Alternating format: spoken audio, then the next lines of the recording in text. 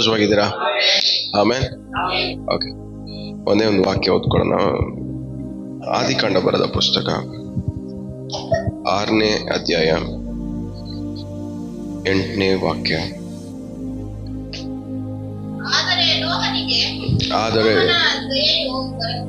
ಆದರೆ ನೋವನಿಗೆ ದಯೆಯು ದೊರಕಿತು. ಇಂಗ್ಲಿಷಲ್ಲಿ ಗ್ರೇಸ್ ಅಂತಿದೆ, ಕೃಪೆ. ನೋವನಿಗೆ ದೇವರ ದಯೆ, ದೇವರ ಕೃಪೆ ದೊರಕಿತ್ತು, ಸಿಕ್ತು.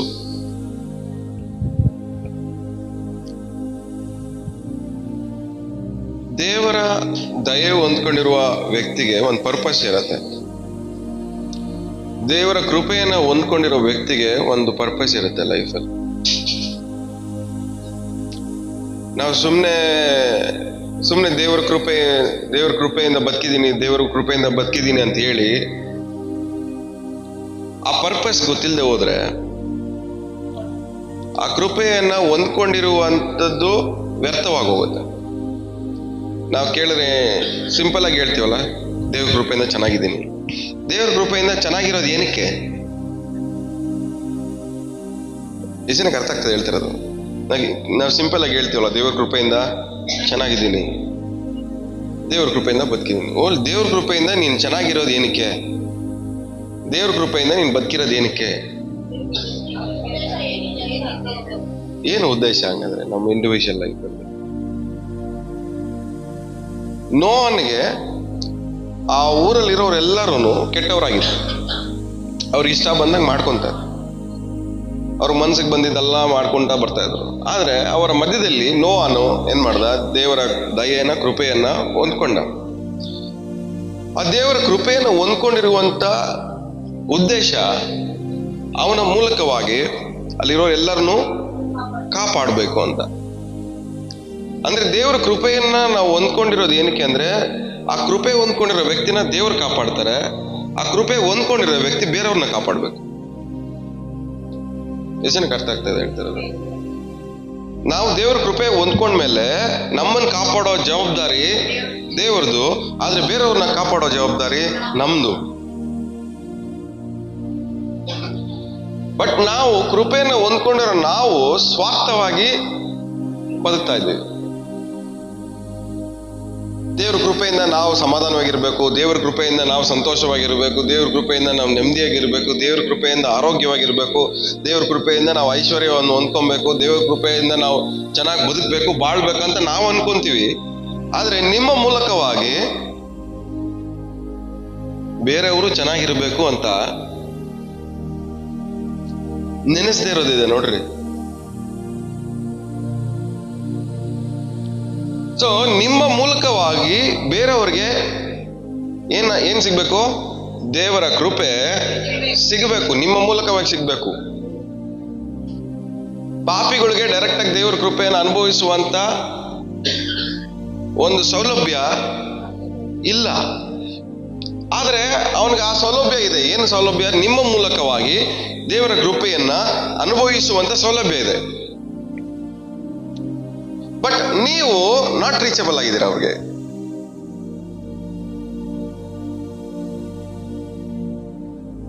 ಬಟ್ ನಿಮ್ಮ ಮೂಲಕವಾಗಿ ದೇವರು ತನ್ನ ಕೃಪೆಯನ್ನ ಹರಡಿಸ್ಬೇಕನ್ಕೊಂಡ್ರೆ ನೀವು ನಾಟ್ ರೀಚಬಲ್.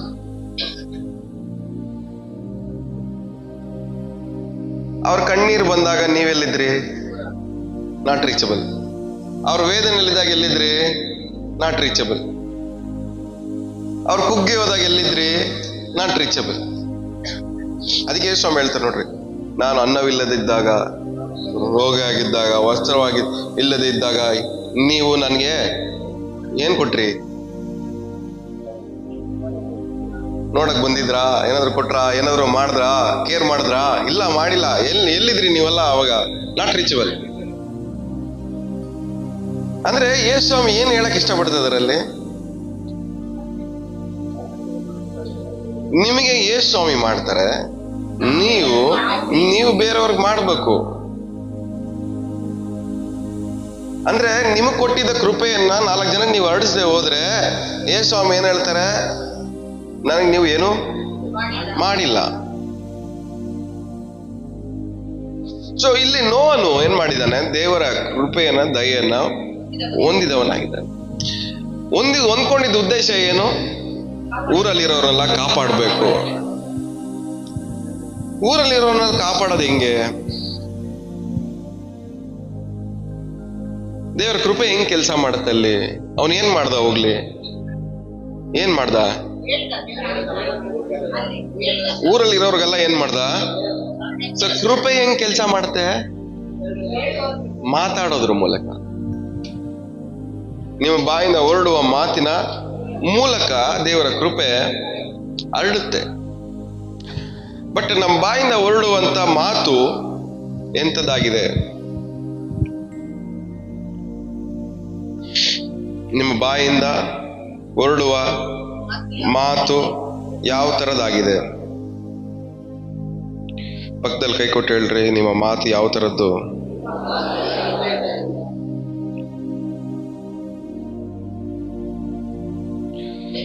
ಸೊ ನಮ್ಮ ಒಂದು ಮಾತುಗಳು ಏನಾಗಿರ್ಬೇಕು? ಕೃಪೆಯಿಂದ ಹರಡೋದಾಗಿರ್ಬೇಕು. ಕೊಲೊಸ್ಸೆ ಬರೆದ ಪುಸ್ತಕ 4ನೇ ಅಧ್ಯಾಯ. ಎಫೆಸ, ಫಿಲಿಪಿ, ಕೊಲೊಸ್ಸೆ 4ನೇ ಅಧ್ಯಾಯ 6ನೇ ವಾಕ್ಯ. ನಿಮ್ಮ ಸಂಭಾಷಣೆಯು ಯಾವಾಗಲೂ ಇಂಪಾಗಿಯೂ ರಸವತ್ತಾಗಿಯೂ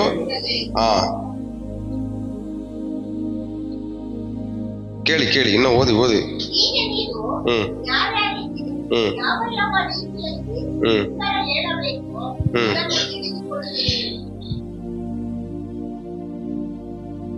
ಎಷ್ಟು ಜನಕ್ಕೆ ಅರ್ಥ ಆಯ್ತು? ಇನ್ನೊಂದ್ಸರಿ ಓದಿ, ಎಲ್ಲರಿಗೂ ಅರ್ಥ ಆಗ್ಲಿ.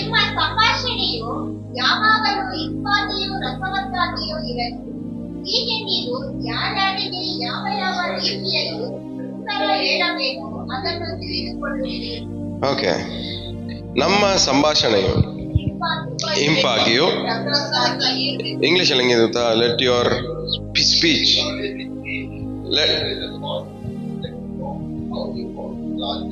Let your speech always be with grace. ಕೃಪೆ. ಇಂಪಾಗಿಯೂ ಅಂತಿದೆ ನೋಡ್ರಿ, ಅದ್ರ ಮೇಲ್ಗಡೆ ಅಂಡರ್ಲೈನ್ ಮಾಡ್ಕೊಂಡು ಕೃಪೆ ಅಂತ ಬರ್ಕೊಳ್ಳಿ.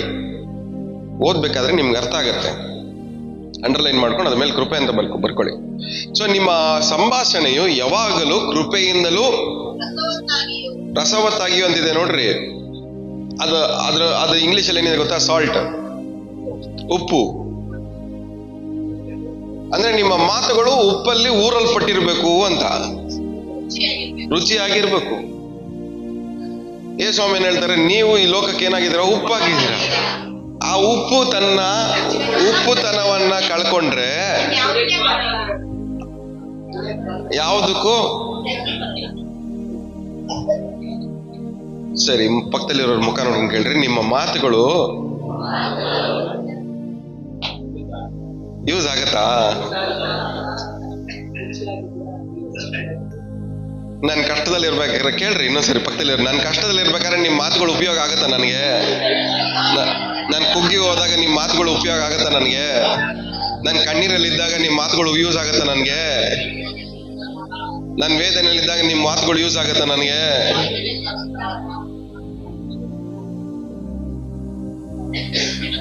ಏನು ಕೇಳಿ, ಒಬ್ರು ನೋಡಿದ್ರೆ ಒಬ್ರು ಅದನ್ನ ನೋಡಿದ್ರೆ ಅವ್ರನ್ನ ಮಾತಾಡಕ್ ಇಷ್ಟ ಆಗಲ್ಲ, ಅವ್ರ ಮನೆಗಳಿಗೆ ಹೋಗಕ್ ಇಷ್ಟ ಆಗಲ್ಲ. ಏನಕ್ಕೆ ಅಂದ್ರೆ ನಮ್ಗೆ ಗೊತ್ತು ಅವ್ರ ಮಾತುಗಳಿಂದ ನನಗೆ ಏನು ಉಪಯೋಗ ಇಲ್ಲ ಅಂತ ಗೊತ್ತು. ಅದಕ್ಕೆ ಏನ್ ಮಾಡ್ತಾರೆ ಜನರು? ಏನಕ್ಕೆ ಮಾತಾಡ್ಬೇಕಂತ ದೂರ. ಅದೇ ನಿಮ್ ಮಾತುಗಳಿಂದ ಉಪಯೋಗ ಇದೆ ಅಂತ ಗೊತ್ತಾದ್ರೆ ನಿಮ್ ಮಾತುಗಳು ಕೇಳಿಸ್ಕೊಳಕ್ ಬರ್ತಾರೆ. ಏನಕ್ಕೆ ಸಂಬಂಧಗಳು ಮುರಿಯುತ್ತೆ? ಏನಕ್ಕೆ ಫ್ರೆಂಡ್ಶಿಪ್ಗಳು ಹಾಳಾಗುತ್ತೆ? ನಿಮ್ ಮಾತುಗಳಿಂದ ಉಪಯೋಗ ಆಗೋದಕ್ಕಿಂತ ಡ್ಯಾಮೇಜ್ ಜಾಸ್ತಿ ಆಗ್ತೈತೆ. ನಿಮ್ಮ ಮಾತುಗಳು ಯೂಸ್ ಆಗ್ಬೇಕು, ಹಾಳು ಮಾಡಬಾರ್ದು. ಬಟ್ ನಾವು ಮನುಷ್ಯರಾಗಿ ನಾವು ಮಾತಾಡೋದೆಲ್ಲ ಬರೀ ಹಾಳು ಮಾಡೋ ಮಾತುಗಳೇ. ಉದ್ಧಾರ ಆಗೋ ಮಾತುಗಳು ಎಲ್ಲಿ ಮಾತಾಡ್ತೀವಿ? ನಮ್ಮ ಬಗ್ಗೆನೂ ನಾವು ಉದ್ಧಾರ ಆಗೋ ಮಾತುಗಳು ಮಾತಾಡಲ್ಲ, ಬೇರೆಯವ್ರ ಬಗ್ಗೆನೂ ಉದ್ಧಾರ ಆಗೋ ಮಾತುಗಳು ಮಾತಾಡಲ್ಲ. ಏನಕ್ಕೆ? ಕೃಪೆ ದೇವರು ಕೊಟ್ಟಿದ್ದಾರೆ, ಬಟ್ ಅದು ನಿಮ್ಮ ಬಾಯಿಂದ ಹೊರಗಡೆ ಬರ್ತಾ ಇಲ್ಲ. ದೇವರ ಕೃಪೆ ಯಾವಾಗ್ಲೂ ನಿಮ್ಮ ಮಾತಿಂದ ಫಸ್ಟ್ ಕ್ರಿಯೆ ಮಾಡುತ್ತೆ. ದೇವರ ವಾಕ್ಯ ಹೇಳುವವನಲ್ಲಿಯೂ ಅಂದ್ರೆ ಬರೀ ಮೈಕ್ ಇಟ್ಕೊಂಡು ಪ್ರಸಂಗ ಮಾಡಿದ್ರೆ ಮಾತ್ರನೇ ಕಾರ್ಯ ಮಾಡುತ್ತೆ ಅನ್ಕೊಂಡಿದ್ದೀರಾ? ಇಲ್ಲಿ ಮೈಕ್ ಇಟ್ಕೊಂಡು ಪ್ರಸಂಗ ಮಾಡಿದಾಗ ಮಾತಾಡೋ ವಾಕ್ಯ ಮಾತ್ರನೇ ಕಾರ್ಯ ಮಾಡುತ್ತೆ ಅನ್ಕೊಂಡಿದ್ದೀರಾ? ಇಲ್ಲಿ ಮೈಕ್ ಇಟ್ಕೊಂಡು ಪ್ರಸಂಗ ಮಾಡ್ಬೇಕಾದ್ರೆ ನಾನು ಮಾತಾಡೋ ಮಾತು ಮಾತ್ರನೇ ಕಾರ್ಯ ಮಾಡುತ್ತೆ ಅನ್ಕೊಂಡಿದ್ದೀರಾ? ಇಲ್ಲ, ಪ್ರತಿದಿನ ಜೀವನದಲ್ಲಿ ಯಾವಾಗೆಲ್ಲ ನೀವು ಏನೇನೆಲ್ಲ ಮಾತಾಡ್ತೀರೋ ಅದೆಲ್ಲಾನು ಕಾರ್ಯ ಮಾಡುತ್ತೆ. ಬರೀ ಮೈಕ್ ಇಟ್ಕೊಂಡಾಗ ಮಾತ್ರ ಅಲ್ಲ.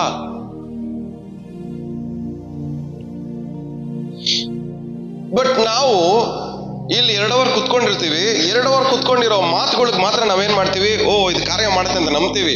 ಬಟ್ ಇಲ್ಲಿಂದ ಮನೆಗೆ ಹೋಗ್ತೀವಿ ನೋಡ್ರಿ, ಮನೆಗೆ ಹೋದ್ಮೇಲೆ ನೀವು ಮಾತಾಡೋ ಪ್ರತಿಯೊಂದು ಮಾತನ್ನು ಕಾರ್ಯ ಮಾಡುತ್ತೆ ಅನ್ನೋ ಕಾನ್ಶಿಯಸ್ನೆಸ್ ಇರಲ್ಲ. ನಿಮ್ ಮಾತುಗಳ ಮೇಲೆ ನಿಮ್ಗೆ ಪ್ರಜ್ಞೆ ಇಲ್ಲ. ನಿಮ್ ಮಾತುಗಳಿಗೆ ಶಕ್ತಿ ಇದೆ, ನಿಮ್ ಮಾತುಗಳು ಕ್ರಿಯೆ ಮಾಡುತ್ತೆ ಅನ್ನುವಂತ ಪ್ರಜ್ಞೆ ನಿಮ್ಗೆ ಇದ್ದಿದ್ರೆ ಬೇಡದಿರೋ ಮಾತುಗಳೆಲ್ಲ ನಿಮ್ ಬಾಯಿಂದ ಮಾತಾಡಲ್ಲ. ದೇವರ ಕೃಪೆಯನ್ನು ಉಪಯೋಗ ಮಾಡ್ಕೊಂಡು ಉದ್ಧಾರ ಆಗ್ಬೇಕಾಗ್ಯಾರ ನೀವು ನಿಮ್ಮ ಮಾತುಗಳಿಂದ ನಿಮ್ಮ ಜೀವನಗಳನ್ನ ಹಾಳು ಮಾಡ್ಕೊಂತ ಇದ್ದೀರ. ಕೋಪ ಬರುತ್ತಾ? ಜಗಳ ಮಾಡ್ಬೇಕನ್ಸುತ್ತಾ?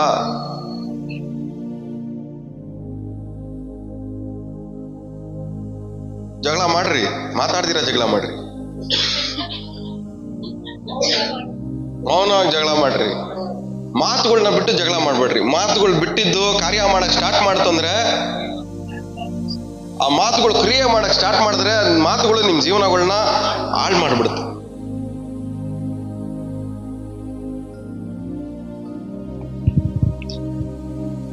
ಏನ್ ನಮ್ ಪ್ರಾಬ್ಲಮ್?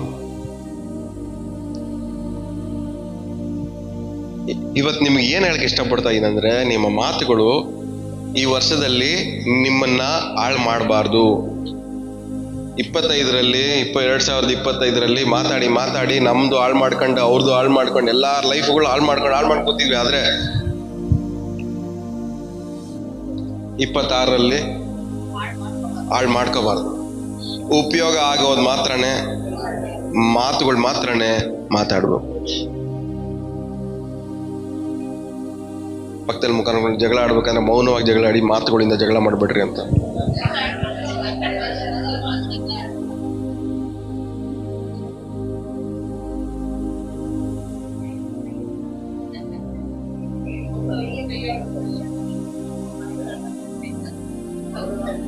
ಕೈ ಜಾಸ್ತಿ ಮಾಡಿದ್ರು ಮತ್ತೆ ಬಾಯಿ ಕೆಲಸ ಮಾಡುತ್ತೆ. ಕೈ ಜಾಸ್ತಿ ಮಾಡಿದ್ರೆ ಬಾಯಿ ಸುಮ್ಮನೆ ಇರ್ತಾನೆ ಕಂಡಿದ್ದೀರಾ? ಮೌನವಾಗಿರ್ಬೇಕಂದ್ರೆ ತಲೆಯಿಂದ ಕಾಲವರೆಗೂ ಮೌನವಾಗಿರ್ಬೇಕಂತ.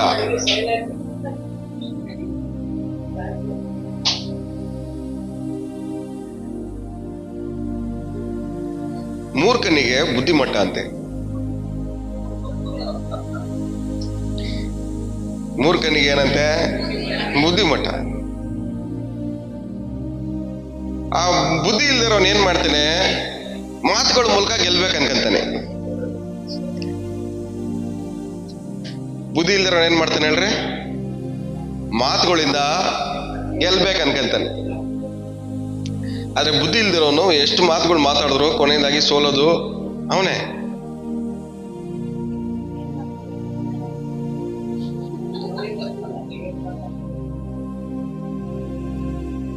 ಅದಕ್ಕೆ ಹೇಳಿದ್ರಿ, ನೀವು ಪಾರಿವಾಳದಂತೆ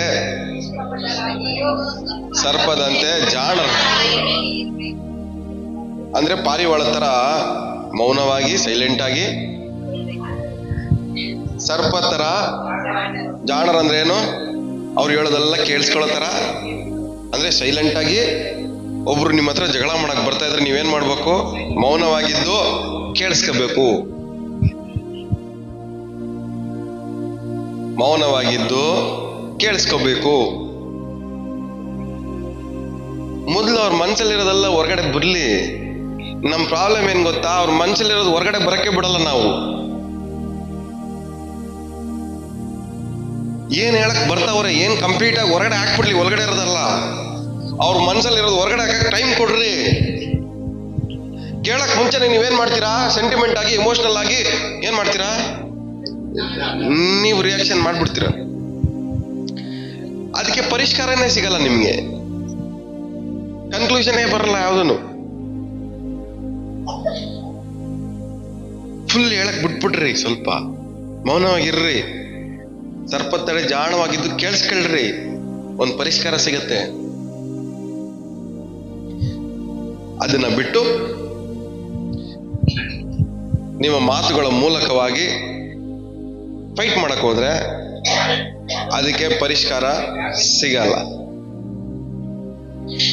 ಎಷ್ಟು ಜನಕ್ಕೆ ಅರ್ಥ ಆಗ್ತಾ ಇದೆ? ತಲೆಗೆ ಹೋಗ್ತಾ ಇದೆಯಾ?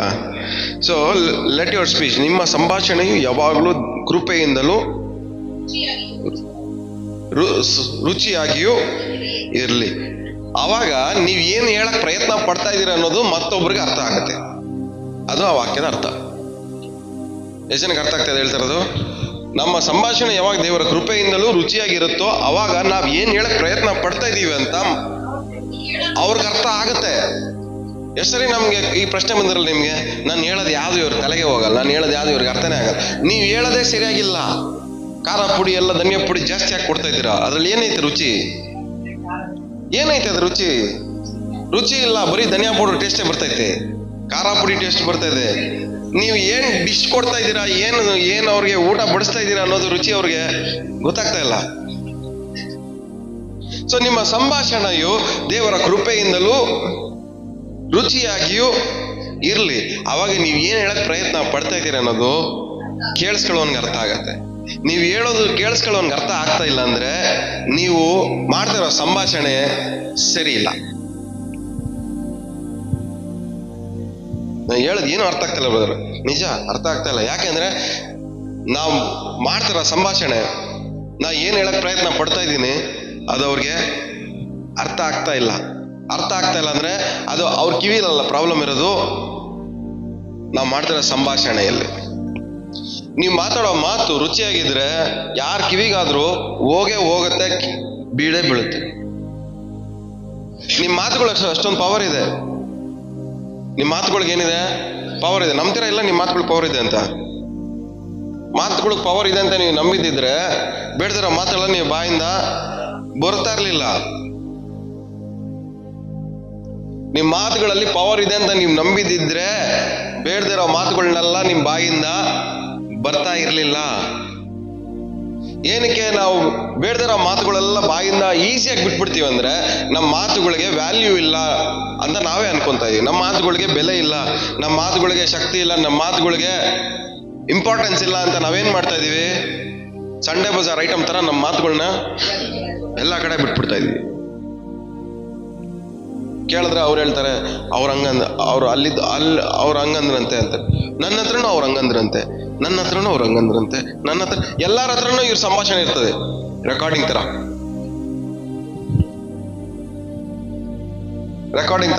ಇವ್ರಿಗೆ ಮಾತಾಡಿರೋ ಮಾತುಗಳೆಲ್ಲ ಎಲ್ಲಿರ್ತವೆ ಹೇಳಿ? ಎಷ್ಟು ಜನಕ್ಕೆ ಅರ್ಥ ಆಗ್ತದೆ ಹೇಳ್ತಿರೋದು? ಪಕ್ಕದಲ್ಲಿ ಮುಖ ನೋಡ್ಕೊಳ್ಳಿ, ನೀವು ಮಾತಾಡಿರೋ ಮಾತು ರೆಕಾರ್ಡಿಂಗು ಎಷ್ಟು ಜನರ ಹತ್ರ ಐತೆ ಅಂತ.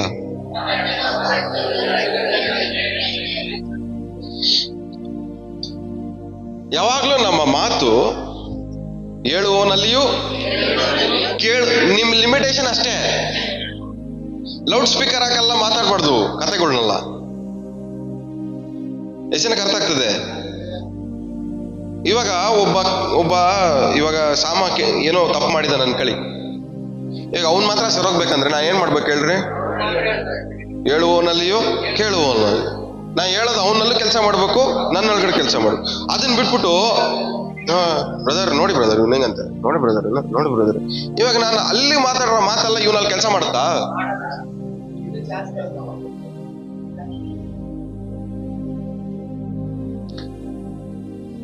ಓರಿ ನಿಮ್ಗೇನ್ ಹೇಳ್ಬೇಕು? ನೋಹನು ದೇವರ ಕೃಪೆಯನ್ನ ದಯೆಯನ್ನ ಏನಕ್ಕೆ ಹೊಂದ್ಕೊಂಡ ಅಂದ್ರೆ ಊರನ್ನ ಕಾಪಾಡೋ ವಿಧಾನ ಯಾವುದು? ಮಾತು. ಎಲ್ಲಾರ್ಗು ಹೋಗಿ ಸುವಾರ್ತೆ ಹೇಳ್ತಾನೆ, ಇಲ್ಲಿ ಮಳೆ ಬರುತ್ತೆ, ಫ್ಲಡ್ ಬರುತ್ತೆ, ಪ್ರವಾಹ ಬರುತ್ತೆ. ದೇವ್ರನ್ನ ನಂಬ್ಕೊಳ್ಳಿ, ನಾವೆಲ್ಲ ಸೇರ್ಕೊಂಡು ದೋಣಿ ಕಟ್ಟೋಣ, ಅದ್ರಲ್ಲಿ ಸೇರ್ಕೊಳ್ಳೋಣ. ಅವಾಗ ಜನರು ಏನಂತದಾರ? ನಗ್ತಾ ಇದ್ದಾರೆ. ಬಂದಾಗ ನೋಡ್ಕೊಳ್ಳೋಣ ಹೋಗು. ಇಷ್ಟು ವರ್ಷ ನೋಡಿದಾರ ಮಳೆನ, ಇನ್ಮೇಲ ನೋಡೋದು ಪರಿಹಾಸ ಮಾಡ್ತಾರೆ. ಆದ್ರೆ ಪರಿಹಾಸ ಮಾಡಿದ್ದಕ್ಕೆ ನೋ ಏನ್ ಮಾಡಲ್ಲ? ಕೃಪೆ ಓದ್ಕೊಟ್ಟಿರೋ ವ್ಯಕ್ತಿ ಏನ್ ಮಾಡ್ಬಾರ್ದು? ನಾನು ಹೇಳ್ತೀನಿ ಬ್ರದರ್, ಅವ್ರು ಕೇಳೋದೇ ಇಲ್ಲ, ಅದಕ್ಕೆ ನಾನೇ ಸೋತೋಗ್ಬಿಟ್ಟಿದ್ದೀನಿ. ಕೃಪೆ ಹೊಂದ್ಕೊಂಡ್ರೆ ವ್ಯಕ್ತಿ ಸೋತೋಗ್ಬಾರ್ದು.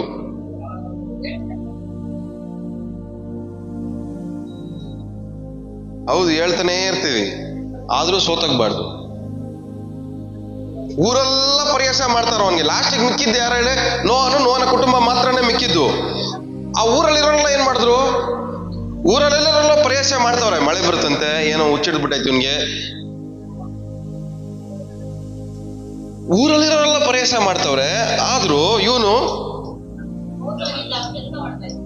ಕೃಪೆ ಹೊತ್ಕೊಂಡ್ರೆ ವ್ಯಕ್ತಿ ಏನಾಗ್ಬಾರ್ದು ಹೇಳಿ? ಸೋತೋಗ್ಬಾರ್ದು, ಚಿಂತೆ ಮಾಡ್ಬಾರ್ದು, ಅಯ್ಯೋ ಅಂತ ಸೋತೋಗ್ಬಾರ್ದು.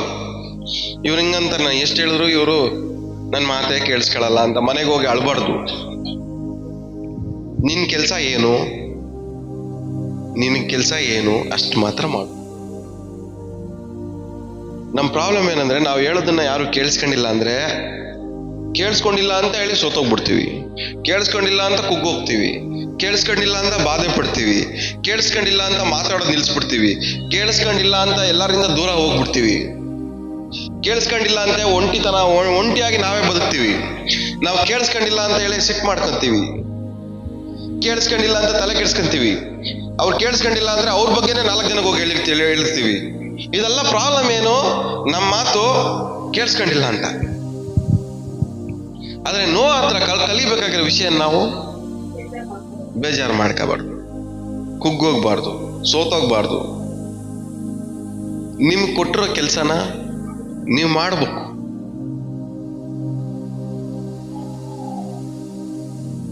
ಪಕ್ಕದಲ್ಲಿ ಮುಖ ನೋಡಿ, ನಿಮ್ಮ ಮಾತುಗಳಿಗೆ ಬೆಲೆ ಇದೆಯಾ ಅಂತ ಅನ್ಕೊಂತ ಇದ್ದೀರಾ? ನಿಮ್ಮ ಮಾತುಗಳಿಗೆ ಬೆಲೆ ಇದೆಯಾ? ನಿಜವಾಗ್ಲೂ ಬೆಲೆ ಇದೆಯಾ? ನಿಜವಾಗ್ಲೂ ಬೆಲೆ ಇದೆಯಾ? ನಿಜವಾಗ್ಲೂ ಬೆಲೆ ಇದೆಯಾ ನಿಮ್ಮ ಮಾತಿಗೆ? ಸರಿ, ಇನ್ನೊಂದು ಪ್ರಶ್ನೆ ಕೇಳಿ. ಪಕ್ಕದಲ್ಲಿ ಮುಖ ನೋಡಿ, ನಿಮ್ಮ ಮಾತುಗಳಿಗೆ ಎಷ್ಟು ಬೆಲೆ ಕೊಡ್ತೀರಾ? ಇನ್ನೊಂದ್ಸರಿ ಕೇಳೋಣ, ಈ ತರ ಕೇಳೋಣ. 10 ಸ್ಟಾರ್ ಅಲ್ಲಿ ಎಷ್ಟು ಸ್ಟಾರ್ ಕೊಡ್ತೀರಾ ನನ್ನ ಮಾತಿಗೆ ಅಂತ?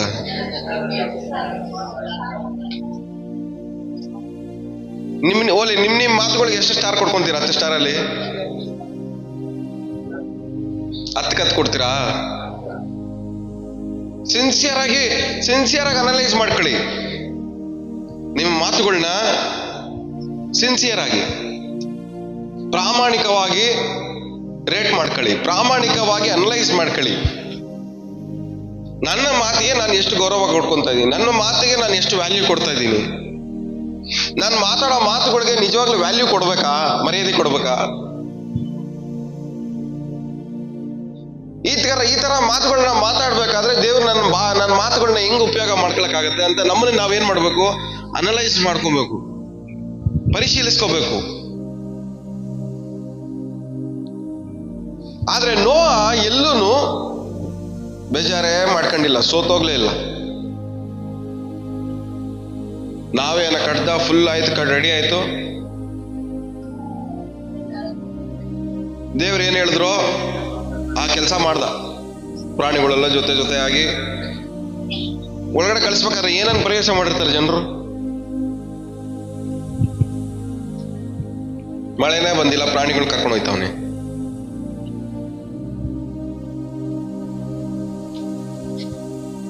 ಮಳೆನೂ ಬಂದಿಲ್ಲ, ಪ್ರಾಣಿಗಳು ಕರ್ಕೊಂಡು ಹೋಯ್ತವನೆ. ನಿಮ್ಮ ಮೇಲೆ ದೇವ್ರ ಕೃಪೆ ಇದ್ರೆ ಒಂದನ್ನ ನೀವು ಕಾಪಾಡ್ತೀರಾ. ಯಾರು ನಿಮ್ ಮಾತು ಕೇಳಿಸ್ಕೊಂತಾರೋ ಅವ್ರನ್ನ ನಿಮ್ಗೆ ಕಾಪಾಡೋ ಬಾಧ್ಯತೆ ಇರುತ್ತೆ.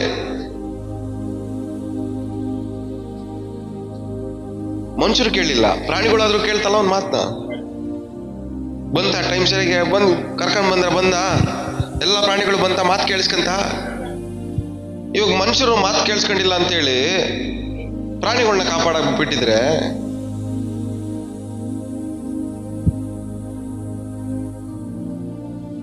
ಯಾರು ಕೇಳಿಸ್ಕೊಂತಾರೋ ಅವ್ರನ್ನ ಕಾಪಾಡ್ರಿ.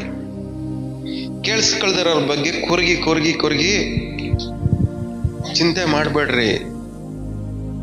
ನಿಮ್ಮ ಜೀವನದ ಪರ್ಪಸ್, ಉದ್ದೇಶವನ್ನ ನೆರವೇರಿಸೋದನ್ನ ನಿಲ್ಲಿಸ್ಬೇಡ್ರಿ.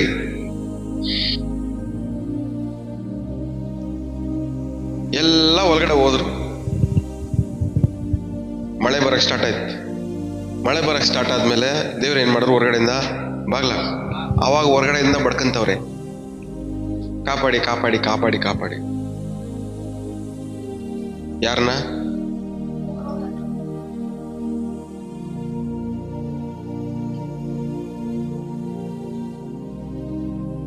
ನಿಮ್ ಪ್ರಾಬ್ಲಮ್ ಏನು?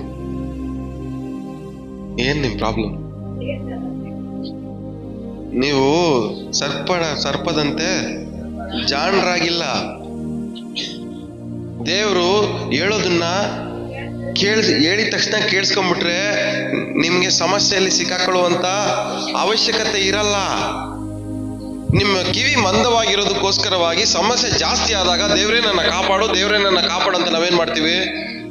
ಬಡ್ಕೊಂತ ಇರ್ತೀವಿ. ಸಮಸ್ಯೆ ಸ್ವಲ್ಪ ಆದಾಗ್ಲೇನೆ ದೇವ್ರನ್ನ ಕರೆದ್ರೆ ದೇವ್ರೇ ಕಾಪಾಡಂದ್ರೆ ಕಾಪಾಡಿರೋರು. ಎಲ್ಲ ಸಮಸ್ಯೆ ಜಾಸ್ತಿ ಆಗಿ ನೀವು ಮುಳುಗೋ ಟೈಮಲ್ಲಿ ದೇವ್ರೇ ನನ್ನ ಕಾಪಾಡು, ದೇವ್ರೇ ನನ್ನ ಕಾಪಾಡು ಅಂದ್ರೆ ದೇವ್ರು ಪ್ರತಿಯೊಂದು ಸಾರಿನೂ ನಿಮ್ಮ ಹತ್ರ ಒಂದಲ್ಲ ಒಂದು ವಿಷಯದ ಮೂಲಕವಾಗಿ, ಒಂದಲ್ಲ ಒಂದು ವಿಚಾರದ ಮೂಲಕವಾಗಿ, ಒಂದಲ್ಲ ಒಂದು ವಿಧಾನದ ಮೂಲಕವಾಗಿ ದೇವರು ಸಂಭಾಷಣೆ ಮಾಡ್ತಾನೆ ಇರ್ತಾರೆ. ಆದ್ರೆ ಆ ಸಂಭಾಷಣೆಗೆ ನೀವೇನ್ ಮಾಡ್ಬೇಕು? ಕಿವಿ ಕೊಡ್ಬೇಕು. ದೇವ್ರು ಹೇಳಿದ ತಕ್ಷಣ ನೀವು ಕೇಳಿಸ್ಕೊಳ್ಳುವಂತ ನಿಮ್ಮ ಕಿವಿಯು ಚುರುಕಾಗಿರ್ಬೇಕು. ಅವಾಗ ದೇವ್ರು ಏನ್ ಮಾಡ್ತಾರೆ? ಕಾಪಾಡ್ತಾರೆ. ದೇವ್ರ ಕೃಪೆ ಕೊಡೋದೇನೆ ಕೇಳ್ರಿ? ನಿಮ್ಮನ್ನ ಕಾಪಾಡಕ್ಕೆ ತಾನೆ. ಆ ಕೃಪೆ ಯಾವಾಗ ಕೆಲಸ ಮಾಡುತ್ತೆ? ಹೇಳೋದನ್ನ ಕೇಳಿಸ್ಕೊಂಡಾಗ. ದೇವ್ರು ನಿಮ್ಗೆ ಕೃಪೆ ಕೊಟ್ರದು ಏನಕ್ಕೆ? ದೇವ್ರು ನಿಮ್ಮ ಹತ್ರ ಮಾತಾಡಕ್ಕೆ. ದೇವ್ರು ನಿಮ್ಗೆ ಕೃಪೆ ಕೊಟ್ಟಿಲ್ಲ ಅಂದ್ರೆ ದೇವ್ರು ನಿಮ್ಮ ಹತ್ರ ಮಾತಾಡಕ್ಕೆ ಆಗಲ್ಲ. ಯಾಕಂದ್ರೆ ದೇವ್ರ ಕೃಪೆ ಇಲ್ದಿರ ಯಾರೋ ಅವರ ಸ್ವರವನ್ನ ಕೇಳಿಸ್ಕೊಳಕ್ ಆಗಲ್ಲ. ದೇವ್ರು ನಿಮ್ಗೆ ಕೃಪೆ ಕೊಟ್ಟಿದ್ದಾರೆ ಅಂದ್ರೆ ದೇವ್ರು ನಿಮ್ಮ ಹತ್ರ ಮಾತಾಡ್ತಾ ಇದ್ದಾರೆ ಅಂತ ಅರ್ಥ. ಒಂದಲ್ಲ ಒಂದು ವಿಚಾರದಲ್ಲಿ, ಒಂದಲ್ಲ ಒಂದು ವಿಷಯದಲ್ಲಿ, ಒಂದಲ್ಲ ಒಂದು ವಿಧಾನದಲ್ಲಿ ದೇವ್ರು ಏನ್ ಮಾಡ್ತಾರೆ? ನಿಮ್ಮ ಹತ್ರ ಮಾತಾಡ್ತಾನೆ ಇರ್ತಾರೆ. ದೇವ್ರು ಕೃಪೆ ಕೊಟ್ಟಿದ್ದಾರೆ ಅಂದ್ರೆ ಖಂಡಿತ ದೇವ್ರು ನಮ್ಮ ಹತ್ರ ಮಾತಾಡ್ತಾರೆ. ಆದ್ರೆ ಆ ಮಾತಿಗೆ ನಾವೇನ್ ಮಾಡ್ಬೇಕು? ಕಿವಿಗೊಡಬೇಕು. ಕಿವಿಗೊಟ್ಟಾಗ ದೇವ್ರು ಏನ್ ಮಾಡ್ತಾರೆ? ಕಾಪಾಡ್ತಾರೆ. ಕಿವಿಗೊಟ್ಟಾಗ ಕಾಪಾಡ್ತಾರೆ. ಎಲ್ಲ ಗಟ್ಟಿಯಾಗಿ ಹೇಳ್ರಿ, ಕಿವಿ ಕೊಟ್ಟಾಗ ಕಾಪಾಡ್ತಾರೆ. ಕಿವಿ ಕೊಟ್ಟಾಗ ದೇವ್ರು ಕಾಪಾಡ್ತಾರೆ. ಕಿವಿ ಕೊಟ್ಟಾಗ ದೇವ್ರು ಕಾಪಾಡ್ತಾರೆ. ದೇವ್ರ ಕೃಪೆ ಹೊಂದ್ಕೊಂಡ್ರೆ ನಮ್ಮನ್ನ ಕಾಪಾಡುವಂತ ಜವಾಬ್ದಾರಿ ದೇವ್ರು. ಬಟ್ ಸಿಚುವೇಶನ್ ತಕ್ಕಂತೆ ದೇವ್ರು ಏನ್ ಮಾಡ್ತಾರೆ? ಮಾತಾಡ್ತಾರೆ. ನಿಮ್ಮ ಒಂದು ಪ್ರತಿಯೊಂದು ಪರಿಸ್ಥಿತಿಯಲ್ಲಿ ದೇವ್ರು ಏನ್ ಮಾಡ್ತಾರೆ? ಮಾತಾಡ್ತಾರೆ. ಆಗರಳು ಕಣ್ಣೀರಲ್ಲಿದ್ದಾಗ, ಮರುಭೂಮಿಯಲ್ಲಿ ಕಣ್ಣೀರ್ ಆಗ್ತಾ ಇರ್ಬೇಕಾದ್ರೆ ದೇವ್ರು ಏನ್ ಮಾಡಿದ್ರು? ಮಾತಾಡ. ಗಿದಿಯೋನು ಒಬ್ನೇ ಕೂತ್ಕೊಂಡು ಅಳ್ಬೇಕಾದ್ರೆ ಮಾತಾಡೋದು. ಅಬ್ರಾಮ್ ಹತ್ರ ಮಾತಾಡೋದು. ಮಕ್ಕಳಿಲ್ಲ ಅಂತ ಕೊರಗಬೇಕಾದ್ರೆ ಮಾತಾಡೋದು. ಲೋಟನ ಹತ್ರ ದೇವರು ಮಾತಾಡೋದು. ಯಾರೆಲ್ಲ ಕೇಳಿಸ್ಕೊಂಡ್ರು ಅವರೆಲ್ಲ ಸಮಸ್ಯೆಯಿಂದ ಹೊರಗಡೆ ಬಂದ್ರು, ಪಾರಾದ್ರು, ಕಾಪಾಡಲ್ಪಟ್ರು. ದೇವರ ಕೃಪೆ ಹೊಂದ್ಕೊಂಡ್ರು ನೀವು ಕೇಳಿಸ್ಕೊಳಕ್ ಪ್ರಯತ್ನ ಪಡದೆ ಹೋದ್ರೆ ನಿಮ್ ಸಮಸ್ಯೆಯಿಂದ ನೀವು ಹೊರಗಡೆ ಬರಕ್ಕೆ ಆಗಲ್ಲ. ಕೃಪೆ ಹೊಂದ್ಕೊಂಡಿದ್ ಮಟ್ಟಿಗೆ ನನಗೆ ಸಮಸ್ಯೆ ಬರಲ್ಲ ಅಂತಲ್ಲ. ಕೃಪೆ ಹೊಂದ್ಕೊಂಡ್ಮೇಲೆ ಸಮಸ್ಯೆಯಿಂದ ಕಾಪಾಡುವಂತ ಇನ್ಸ್ಟ್ರಕ್ಷನ್ಸ್ನ ದೇವ್ರೇನ್ ಮಾಡ್ತಾರೆ? ಕೊಡ್ತಾರೆ. ಎಷ್ಟು ಜನಕ್ಕೆ ಅರ್ಥ ಆಗ್ತದೆ ಹೇಳ್ತಿರೋದು? ಅರ್ಥ ಆಗ್ತದೆ? ನಿಜವಾಗ್ಲೂ ಅರ್ಥ ಆಗ್ತಾ ಇದೆಯಾ? ರೋಮಪುರದ ಬರೆದ ಪುಸ್ತಕ 12ನೇ ಅಧ್ಯಾಯ 21ನೇ ವಾಕ್ಯ. ಹಾ, ನಿಮ್ಮ ಮಾತುಗಳ ಮೂಲಕವಾಗಿ ಒಳ್ಳೆತನ ಮಾತ್ರನೇ ಕಂಡು ಬರಬೇಕು. ನಿಮ್ಮ ಮಾತುಗಳ ಮೂಲಕವಾಗಿ ಒಳ್ಳೆತನ ಕಂಡು ಬಂದು ಕೆಟ್ಟತನವನ್ನ ಸೋಲಿಸುವಂತ ಪ್ರಯತ್ನ ನಡಿಬೇಕು. ನಿಮ್ಮ ಮಾತುಗಳ ಮೂಲಕವಾಗಿ ಕೆಟ್ಟತನವನ್ನ ಸೋಲಿಸುವಂತ ಪ್ರಯತ್ನ ಮಾಡಬೇಕು. ಕೆಟ್ಟತನಕ್ಕೆ ಸೋತು ಹೋಗದೆ ನಿಮ್ಮ ಒಳ್ಳೆತನದ ಮೂಲಕವಾಗಿ ನಿಮ್ಮ ಕೆಟ್ಟತನವನ್ನ ಸೋಲಿಸು. ನಿಮಗೆ ನಂಬಿಕೆ ಇದೆ ನಿಮ್ಮ ಮಾತುಗಳ ಮೂಲಕವಾಗಿ ಕೆಟ್ಟತನವನ್ನ ಸೋಲಿಸುವಂತ ಶಕ್ತಿ ಇದೆ ನಿಮ್ಮ ಮಾತಿಗೆ ಅಂತ ನಂಬ್ತಾ ಇದ್ದೀರಾ? ನಿಮ್ಮ ಮಾತಿಗೆ ಇದೆಯಾ ಶಕ್ತಿ? ನಿಮ್ಗೆ ನಿಮ್ಮ ಮಾತುಗಳಲ್ಲಿ ಆ ಶಕ್ತಿ ಇದೆ ಅನ್ಕೊಂತ ಇದ್ದೀರಾ? ಕೆಟ್ಟತನವನ್ನು ಸೋಲಿಸುವಂತ ಸಾಮರ್ಥ್ಯ ನಿಮ್ಮ ಮಾತಿಗೆ ಇದೆ ಅಂತ ನೀವು ಅನ್ಕೊಂತ ಇದ್ದೀರಾ? ಎಲ್ಲ ಇಲ್ಲೇ ಇದ್ದೀರಾ? ಕೇಳಿಸ್ತಾ ಇದೆಯಾ? ಅರ್ಥ ಆಗ್ತಾ ಇದೆಯಾ? ನಿಮ್ಮ ಮಾತುಗಳಿಗೆ ಕೆಟ್ಟತನವನ್ನ ಸೋಲಿಸುವಂತ ಸಾಮರ್ಥ್ಯ ಇದೆ ಅಂತ ನೀವು ನಂಬ್ತಾ ಇದ್ದೀರಾ? ಎಷ್ಟು ಜನ ನಂಬ್ತಾ ಇದ್ದೀರಾ? ಕೇಳ್ರಿ ಪಕ್ಕದಲ್ಲಿರೋರಿಗೆ, ನೀವು ಕೇಳ್ರಿ, ನಿಮ್ಮ ಮಾತುಗಳಲ್ಲಿ ಕೆಟ್ಟತನವನ್ನ ಸೋಲಿಸುವಂತ ಸಾಮರ್ಥ್ಯ ಇದೆ ಅಂತ ನೀವು ನಂಬ್ತಾ ಇದ್ದೀರಾ?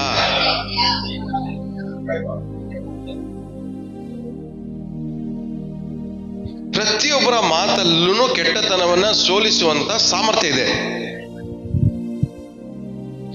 ಆದ್ರೆ ನಿಮ್ಮ ಮಾತಿಂದ ನೀವು ಕೆಟ್ಟತನವನ್ನ ಸೋಲಿಸಬಹುದು ಅಂತ ಹೇಳಿದ್ದಾರೆ. ಆ ಕೆಟ್ಟತನದ ಜೊತೆ ಯುದ್ಧ ಮಾಡಿ ಅಂತ ಹೇಳಿಲ್ಲ. ಬಟ್ ನಾವೇನ್ ಮಾಡ್ತೀವಿ? ಆ ಕೆಟ್ಟತನವನ್ನ ಸೋಲಿಸಕ್ ಬದಲಾಗಿ ಆ ಕೆಟ್ಟತನಕ್ಕೆ ಆಪೋಸಿಟ್ ಆಗಿ ನಿಂತ್ಕೊಂಡು ಏನ್ ಮಾಡ್ತೀವಿ? ಫೈಟಿಂಗ್ ಮಾಡಕ್ ನಿಂತ್ಕೊಂತೀವಿ. ನಿಮಗೆ ಸೋಲ್ಸುವಂತ ಪ್ರಯತ್ನ ಮಾಡ್ತಾ ಇಲ್ಲ, ಅಲ್ಲಿ ಯುದ್ಧ ಮಾಡೋ ಪ್ರಯತ್ನ ಮಾಡ್ತಾ ಇದ್ದೀರಾ. ಆ ಕೆಟ್ಟತನ ಸೋಲ್ಬೇಕಂತ ಪ್ರಯತ್ನ ಮಾಡ್ತಾ ಇಲ್ಲ, ಆ ಕೆಟ್ಟತನವನ್ನ ಯುದ್ಧ ಮಾಡಿ ಪ್ರೂವ್ ಮಾಡ್ಬೇಕಂತ ಟ್ರೈ ಮಾಡ್ತಾ ಇದ್ದೀರಾ.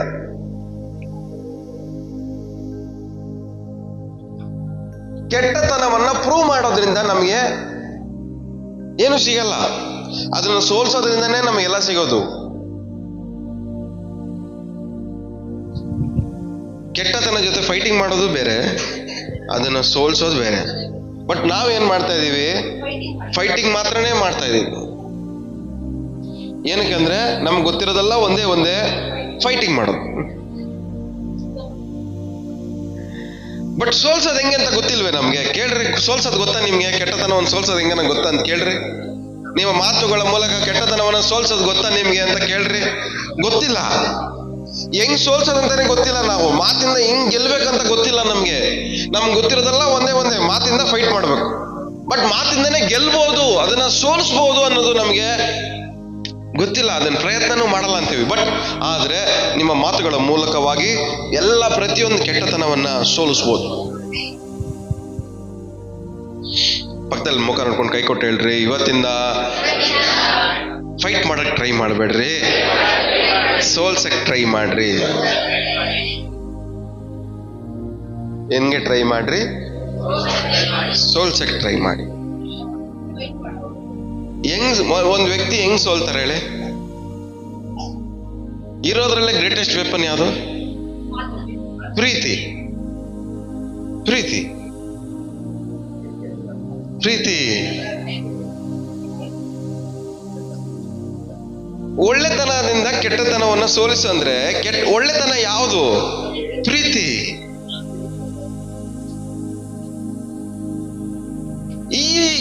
ಈ ಒಳ್ಳೆತನವನ್ನ ನಾವೇನ್ ಮಾಡಲ್ಲ, ಉಪಯೋಗನೇ ಮಾಡಲ್ಲ. ನಾನು ಮಾಡ್ತೇವೆ,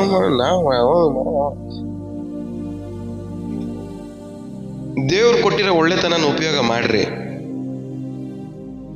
ಆ ದೇವ್ರು ಕೊಟ್ಟಿರೋ ಒಳ್ಳೆತನದ ಮುಂದ್ಗಡೆ ಯಾವುದು ಗೆಲ್ಲಕ್ಕೆ ಸಾಧ್ಯನೇ ಇಲ್ಲ. ರುಚಿಯಾಗಿರ್ಬೇಕಂತ ನೋಡ್ರಿ ವಾಕ್ಯ. ನಿಮ್ಮ ಮಾತುಗಳಲ್ಲಿ ಪ್ರೀತಿ ಇದ್ರೆ ಮಾತ್ರನೇ ಅದು ರುಚಿ ಅನ್ಸೋದು. ಆ ಸಾಲ್ಟ್ ಇದೆ ನೋಡ್ರಿ, ಉಪ್ಪು ಸಪ್ಪಗಾದ್ರೆ ಅಂದ್ರೆ ಅರ್ಥ ಏನು? ನಿಮ್ಮ ಮಾತಲ್ಲಿರುವಂತ ಪ್ರೀತಿ ಸಪ್ಪಗಾದ್ರೆ ನಿಮ್ಮ ಮಾತುಗಳು ಯಾವುದಕ್ಕೂ ಪ್ರಯೋಜನನೇ ಇಲ್ಲ. ತಲೆಗೆ ಹೋಗ್ತಾ ಇದೆಯಾ? ಅರ್ಥ ಆಗ್ತಾ ಇದೆಯಾ? ನಿಜವಾಗ್ಲೂ ಅರ್ಥ ಆಗ್ತಾ ಇದೆಯಾ? ಪಕ್ಕದಲ್ಲಿ ಮುಖ ನೋಡ್ಕೊಂಡು ಹೇಳ್ರಿ, ಕೇಳ್ರಿ, ಅವ್ರು ಹೇಳ್ರಿ. ನಿಮ್ಮ ಮಾತುಗಳಲ್ಲಿರುವಂತ ಪ್ರೀತಿನೇ ಸಪ್ಪಗಾದ್ರೆ ನಿಮ್ ಮಾತಿಗೆ ಯಾರು ಗೌರವ ಕೊಡ್ತಾರೆ? ನಿಮ್ ಮಾತಿಗೆ ಯಾರು ಮರ್ಯಾದೆ ಕೊಡ್ತಾರೆ?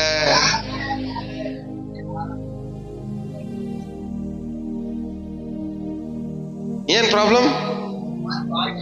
ನಿಮ್ಮ ಮಾತಲ್ಲಿರುವಂತ ಪ್ರೀತಿ ಸಪ್ಪಗಾಗ್ಬಿಟ್ಟಿದೆ, ಟೇಸ್ಟ್ ಇಲ್ಲ. ಅದಕ್ಕೆ ನಿಮ್ಮನ್ನ ಮಾತಾಡಕ್ಕೆ ಯಾರಿಗೂ ಇಷ್ಟ ಇಲ್ಲ. ಯಾಕೆ ಮಾತಾಡ್ಬೇಕು ಅವ್ರ ಹತ್ರ? ಮಾತಾಡೋದ್ರೆ ಏನು ಉಪಯೋಗ? ಮಾತಾಡೋದ್ರಿಂದ ನನಗೆ ಇರಿಟೇಷನ್ ಜಾಸ್ತಿ ಆಗುತ್ತೆ, ಮಾತಾಡೋದ್ರಿಂದ ಬೇಜಾರಾಯ್ತದೆ, ಹಿಂಸೆ ಆಯ್ತದೆ. ಮಾತಾಡೋದೇ ಬೇಡ ಅವ್ರ ಜೊತೆಗೆ. ಪ್ರಾಬ್ಲಮ್ ಏನು? ಯಾಕೆಂದ್ರೆ ಅವ್ರ ಮಾತುಗಳಲ್ಲಿ ಏನಿಲ್ಲ, ಪ್ರೀತಿ ಇಲ್ಲ, ರುಚಿ ಇಲ್ಲ.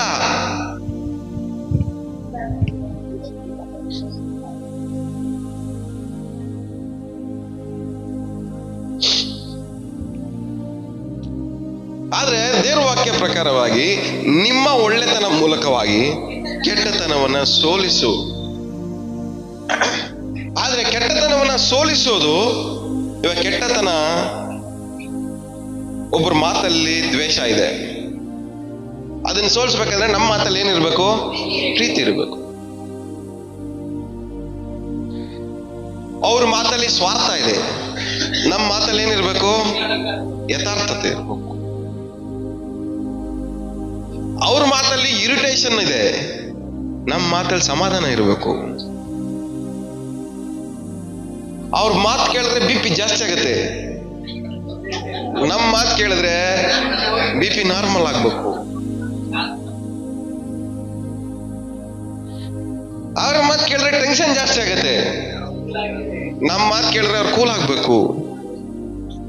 ಈ ತರ ಕೆಟ್ಟತನವನ್ನ ಒಳ್ಳೆತನದ ಮೂಲಕವಾಗಿ ಸೋಲಿಸ್ಬೇಕು. ಆದ್ರೆ ವಿಶ್ವಾಸಿಗಳ ಮಾತು ಕೇಳಿಸ್ಕೊಂಡ್ರೆ ಟೆನ್ಷನ್ ಜಾಸ್ತಿ ಆಗತ್ತೆ.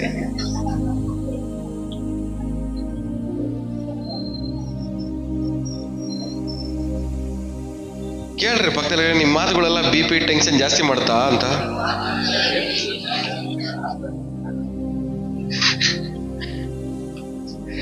ನಿಮ್ಮ ಮಾತುಗಳಿಂದ BP ಟೆನ್ಷನ್ ಜಾಸ್ತಿ ಆಗ್ತಾ ಇದ್ರೆ ನಿಮ್ಮ ಮಾತುಗಳಲ್ಲಿ ಗೆಲ್ಲುವಂತ ಪ್ರಯತ್ನ ಇಲ್ಲ, ಯುದ್ಧ ಮಾಡೋ ಪ್ರಯತ್ನ ಮಾತ್ರನೇ ಇದೆ.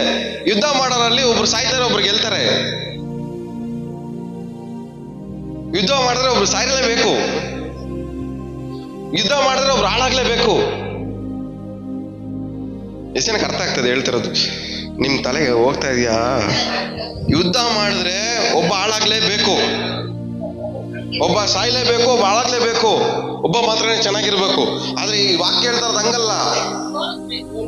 ಕೆಟ್ಟತನವನ್ನ ಸೋಲಿಸ್ರಿ, ಅವನ್ನ ಗೆಲ್ರಿ. ಅವನ ಕೆಟ್ಟತನವನ್ನ ಸೋಲಿಸ್ರಿ, ಅವನ್ನ ಗೆಲ್ರಿ. ಬಟ್ ನಾವೇನ್ ಮಾಡ್ತೀವಿ? ಅವನ್ನೇ ಸಾಯಿಸಿ ಅವನ ಕೆಟ್ಟತನವನ್ನ ಊರಿಗೆಲ್ಲ ಹರಡಿಸಿ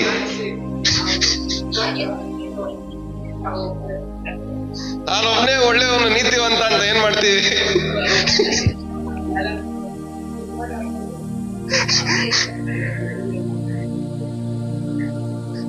ಕೇಳ್ರಿ ಪಕ್ಕದಲ್ಲಿರೋರಿಗೆ, ಎಷ್ಟು ಜನನ್ನ ಈ ತರ ಎಮೋಷನಲ್ ಆಗಿ ಸಾಯಿಸಿ ಅವ್ರ ಕತೆ ಎಲ್ಲ ಊರಲ್ಲೆಲ್ಲ ಅಳಿಸಿದೀರಾ ಅಂತ.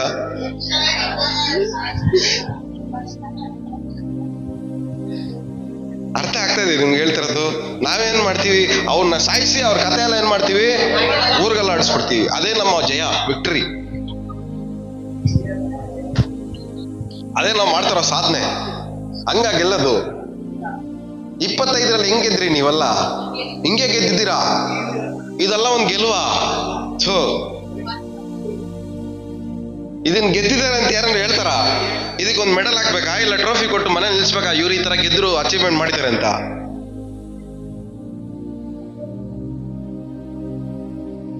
ಮನುಷ್ಯ ಬದುಕ್ಬೇಕು, ಅವನ ಕೆಟ್ಟತನ ಸಾಯ್ಬೇಕು. ಮನುಷ್ಯನ ಗೆಲ್ಬೇಕು, ಅವನ್ ಕೆಟ್ಟತನ ಸಾಯ್ಬೇಕು. ಮನುಷ್ಯನ ಸಾಯಿಸ್ಬಾರ್ದು, ಕೆಟ್ಟದನ್ನ ಹರಡಿಸ್ಬಾರ್ದು.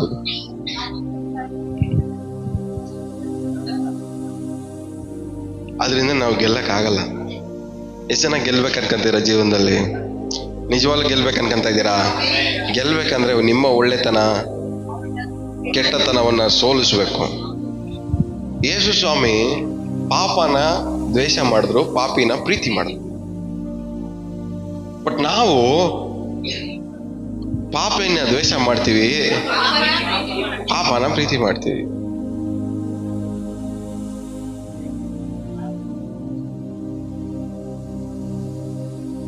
ಪಾಪಿನ ದ್ವೇಷ ಮಾಡಿ ಅವನ್ನ ಎಷ್ಟೆಲ್ಲ ಹಾಳು ಮಾಡಕ್ಕಾಗುತ್ತೋ ಇನ್ನೂ ಆಲ್ರೆಡಿ ಹಾಳಾಗವನವನು. ಪಾಪ ಮಾಡಿ ಆಲ್ರೆಡಿ ಹಾಳಾಗವನೆ. ನೀವು ಅವನ್ನ ದ್ವೇಷ ಮಾಡಿ ಇನ್ನೂ ಹಾಳು ಮಾಡ್ತಾ ಇದ್ದೀರ. ಅವನು ಉದ್ಧಾರ ಮಾಡೋ, ರಿಪೇರಿ ಮಾಡುವಂತ ಪ್ರಯತ್ನ ಮಾಡ್ತಾ ಇಲ್ಲ. ಇದೇ ನಮ್ಮ ಪ್ರಾಬ್ಲಮ್. ಒಬ್ರು ಏನೋ ತಪ್ಪು ಮಾಡ್ತಾರಂದ್ರೆ ಅವನು ಅದನ್ನ ಸರಿಪಡಿಸಿ ಗೆಲ್ಲುವಂತ ಪ್ರಯತ್ನ ಮಾಡಿದಿರ ಇನ್ನೂ ಡ್ಯಾಮೇಜ್ ನ ಏನ್ ಮಾಡ್ತೀವಿ ನಾವು, ಇನ್ನೂ ಜಾಸ್ತಿ ಮಾಡ್ತಾ ಇರ್ತೀವಿ ಡ್ಯಾಮೇಜ್. ಲಾಸ್ಟ್ಗೆ ರಿಪೇರಿ ಆಗದಿರೋ ಸ್ಟೇಜ್ ತಗೊಂಡ್ಬಂದು ಒಬ್ರು ಗೆಲ್ಬೇಕು, ಒಬ್ರು ಸೋಲ್ಬೇಕು, ಒಬ್ರು ಹಾಳಾಗ್ಬೇಕು, ಒಬ್ರು ಉದ್ಧಾರ ಆಗ್ಬೇಕು. ಈ ತರ ನಾವೇನ್ ಮಾಡಿದೀವಿ, ನಮ್ಮ ಜೀವನವನ್ನ ನಡೆಸ್ಕೊಳ್ತಾ ಹೋಗ್ತಾ ಇದ್ವಿ. ಬಟ್ ದೇವರ ಕೃಪೆಯನ್ನ ಹೊಂದ್ಕೊಂಡ್ರೋ ನಾವು, ದೇವರ ದಯೆಯನ್ನ ಹೊಂದ್ಕೊಂಡ್ರು ನಾವು, ನಮ್ಮ ಮೂಲಕ 4 ಜನ ಬದುಕಲೇಬೇಕು. ನಮ್ಮ ಮಾತುಗಳ ಮೂಲಕವಾಗಿ ಜನರು ಬದುಕಲೇಬೇಕು. ಎಲ್ಲ ಹೇಳಿ ಬಾಯ್ಬಿಟ್ಟು ಅರಿಕೆ ಮಾಡ್ರಿ, ನನ್ನ ಮಾತುಗಳ ಮೂಲಕವಾಗಿ ಜನರು ಬದುಕಲೇಬೇಕು. ನನ್ನ ಮಾತುಗಳ ಮೂಲಕ ಜನರು ಬದುಕಬೇಕು. ನನ್ನ ಮಾತುಗಳ ಮೂಲಕವಾಗಿ ಎಲ್ಲ ಕೆಟ್ಟತನವನ್ನು ಸೋಲಿಸಬೇಕು. ಆಗ ನಿಮ್ಮ ಮಾತುಗಳಿಂದ ಸೋಲ್ಬೇಕಂದ್ರೆ ನಿಮ್ಮ ಮಾತುಗಳಲ್ಲಿ ಏನಿರ್ಬೇಕು, ರುಚಿ ಇರಬೇಕು. ಆ ರುಚಿನೇ ಪ್ರೀತಿ, ಆ ರುಚಿನೇ ಸಮಾಧಾನ, ಆ ರುಚಿನೇ ಸಂತೋಷ, ಆ ರುಚಿನೇ ತಾಳ್ಮೆ, ಆ ರುಚಿನೇ ನೆಮ್ಮದಿ. ಯಾರಿಗೆ ಯಾವ ರುಚಿ ಬೇಕೋ, ಯಾವ ಟೇಸ್ಟ್ ಬೇಕೋ ಆ ನಿಮ್ಮ ಮಾತುಗಳೆಲ್ಲ ಅದೇನೇನ್ ಮಾಡ್ಬೇಕು, ಅಳವಡಿಸ್ಬೇಕು. ಕಣ್ಣೀರಲ್ಲಿರ್ತಾರೆ, ಅವ್ರಿಗೆ ಯಾವ ಮಾತು ಬೇಕು, ಆದರಣೆ ಮಾಡೋ ಮಾತು ಬೇಕು. ಆ ನಿಮ್ಮ ಮಾತುಗಳಲ್ಲಿ ಏನ್ ಮಾಡ್ಬೇಕು ಹೇಳಿ, ಆ ರುಚಿನ ಹಾಕ್ಬೇಕು. ಆದರಣೆ ಮಾಡೋ ರುಚಿನ ನಿಮ್ಮ ಮಾತುಗಳಲ್ಲಿ ಸೇರಿಸಿ ಮಾತಾಡ್ಬೇಕಾದ್ರೆ ಅವರ ಕೆಟ್ಟತನವನ್ನ ಸೋಲ್ಸೋದಕ್ಕಾಗತ್ತೆ. ಎಷ್ಟು ಜನಕ್ಕೆ ತಲೆಗೆ ಹೋಗ್ತಾ ಇದೆ? ಅರ್ಥ ಆಗ್ತಾ ಇದೆಯಾ? ನಿಜವಾಗ್ಲೂ ಅರ್ಥ ಆಗ್ತಾ ಇದೆಯಾ? ನಿಜವಾಗ್ಲೂ ಅರ್ಥ ಆಗ್ತಾ ಇದೆಯಾ?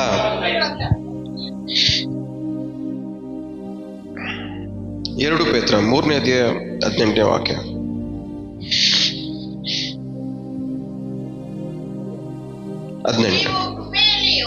ನೀವು ಕೃಪೆಯಲ್ಲಿಯೂ ನಮ್ಮ ಕರ್ತನೂ ರಕ್ಷಕನೂ ಆಗಿರುವ ಯೇಸು ಕ್ರಿಸ್ತನ ವಿಷಯವಾದ ಜ್ಞಾನದಲ್ಲಿಯೂ. ಯಾವ್ದ್ರಲ್ಲಿ ಅಭಿವೃದ್ಧಿ ಹೊಂದಬೇಕಂತ ನೀವು? ದೇವರ ಕೃಪೆಯಲ್ಲಿಯೂ ಯೇಸು ಕ್ರಿಸ್ತನ ವಿಚಾರವಾದ ಜ್ಞಾನದಲ್ಲಿಯೂ ಅಭಿವೃದ್ಧಿ ಹೊಂದಬೇಕು, ಬೆಳಿಬೇಕು.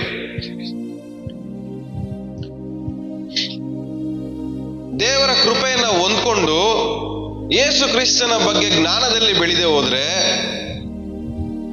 ಯೇಸು ಕ್ರಿಸ್ತನ್ ನಿಮಗೆ ಏನ್ ಹೇಳ್ತಾ ಇದಾರೆ ಅನ್ನೋದು ನಿಮಗೆ ಆ ತಲೆಗೆ ಹೋಗಲ್ಲ. ನಮ್ಮ ಪ್ರಾಬ್ಲಮ್ ಏನ್ ಗೊತ್ತಾ, ದೇವ್ರ ಕೃಪೆ ಹೊಂದ್ಕೊಂಡಿದೀವಿ, ಇಲ್ಲಿ ದೇವ್ರು ಏನ್ ಹೇಳಕ್ ಪ್ರಯತ್ನ ಪಡ್ತಾ ಇದಾರೆ ಅನ್ನೋ ಜ್ಞಾನ ನಮ್ಗೆ ಅರಿವು ಇಲ್ಲ. ಇದು ಹೆಂಗ್ ಗೊತ್ತಾ ಅರ್ಥ? ಸ್ಕೂಲ್ಗೆ ಹೋಗ್ತಾ ಇದೀವಿ, ಆದ್ರೆ ABCD ಗೊತ್ತಿಲ್ಲ. ಟೀಚರ್ ಹೇಳ್ತಾರೆ ಸ್ಟ್ಯಾಂಡ್ ಅಪ್ ಅಂತಾರೆ ಟೀಚರು. ಇವನೇನ್ ಮಾಡ್ತಾನೆ, ಏನ್ ಹೇಳ್ತಾರ ಟೀಚರ್ ಅಂತ ಕೇಳ್ತಾನೆ. ಅಂದ್ರೆ ಎದ್ ನಿಂತ್ಕೋ ಅಂತ. ಇವನ್ ಪ್ರಾಬ್ಲಮ್ ಏನು? ಸ್ಕೂಲ್ಗೆ ಹೋಗ್ತಾವನೆ, ಫೀಸ್ ಕಟ್ತಾವನೆ, ಆದ್ರೆ ಟೀಚರ್ ಏನ್ ಹೇಳ್ತಾವ್ರೆ ಅರ್ಥ ಆಗ್ತದೆ. ನಾವು ಅದೇ ತರನೇ ಇದೀವಿ, ಸ್ಕೂಲ್ಗೆ ಸೇರ್ಕೊಂಡಿದೀವಿ, ಕೃಪೆ ಹೊಂದ್ಕೊಂಡಿದೀವಿ, ಆದ್ರೆ ಟೀಚರ್ ಏನ್ ಹೇಳ್ತಾವ್ರೆ ನಮ್ಗೆ ಅರ್ಥ ಆಗ್ತಾ ಇಲ್ಲ. ಈ ವಾಕ್ಯದ ಅರ್ಥ ಅದೇನೆ.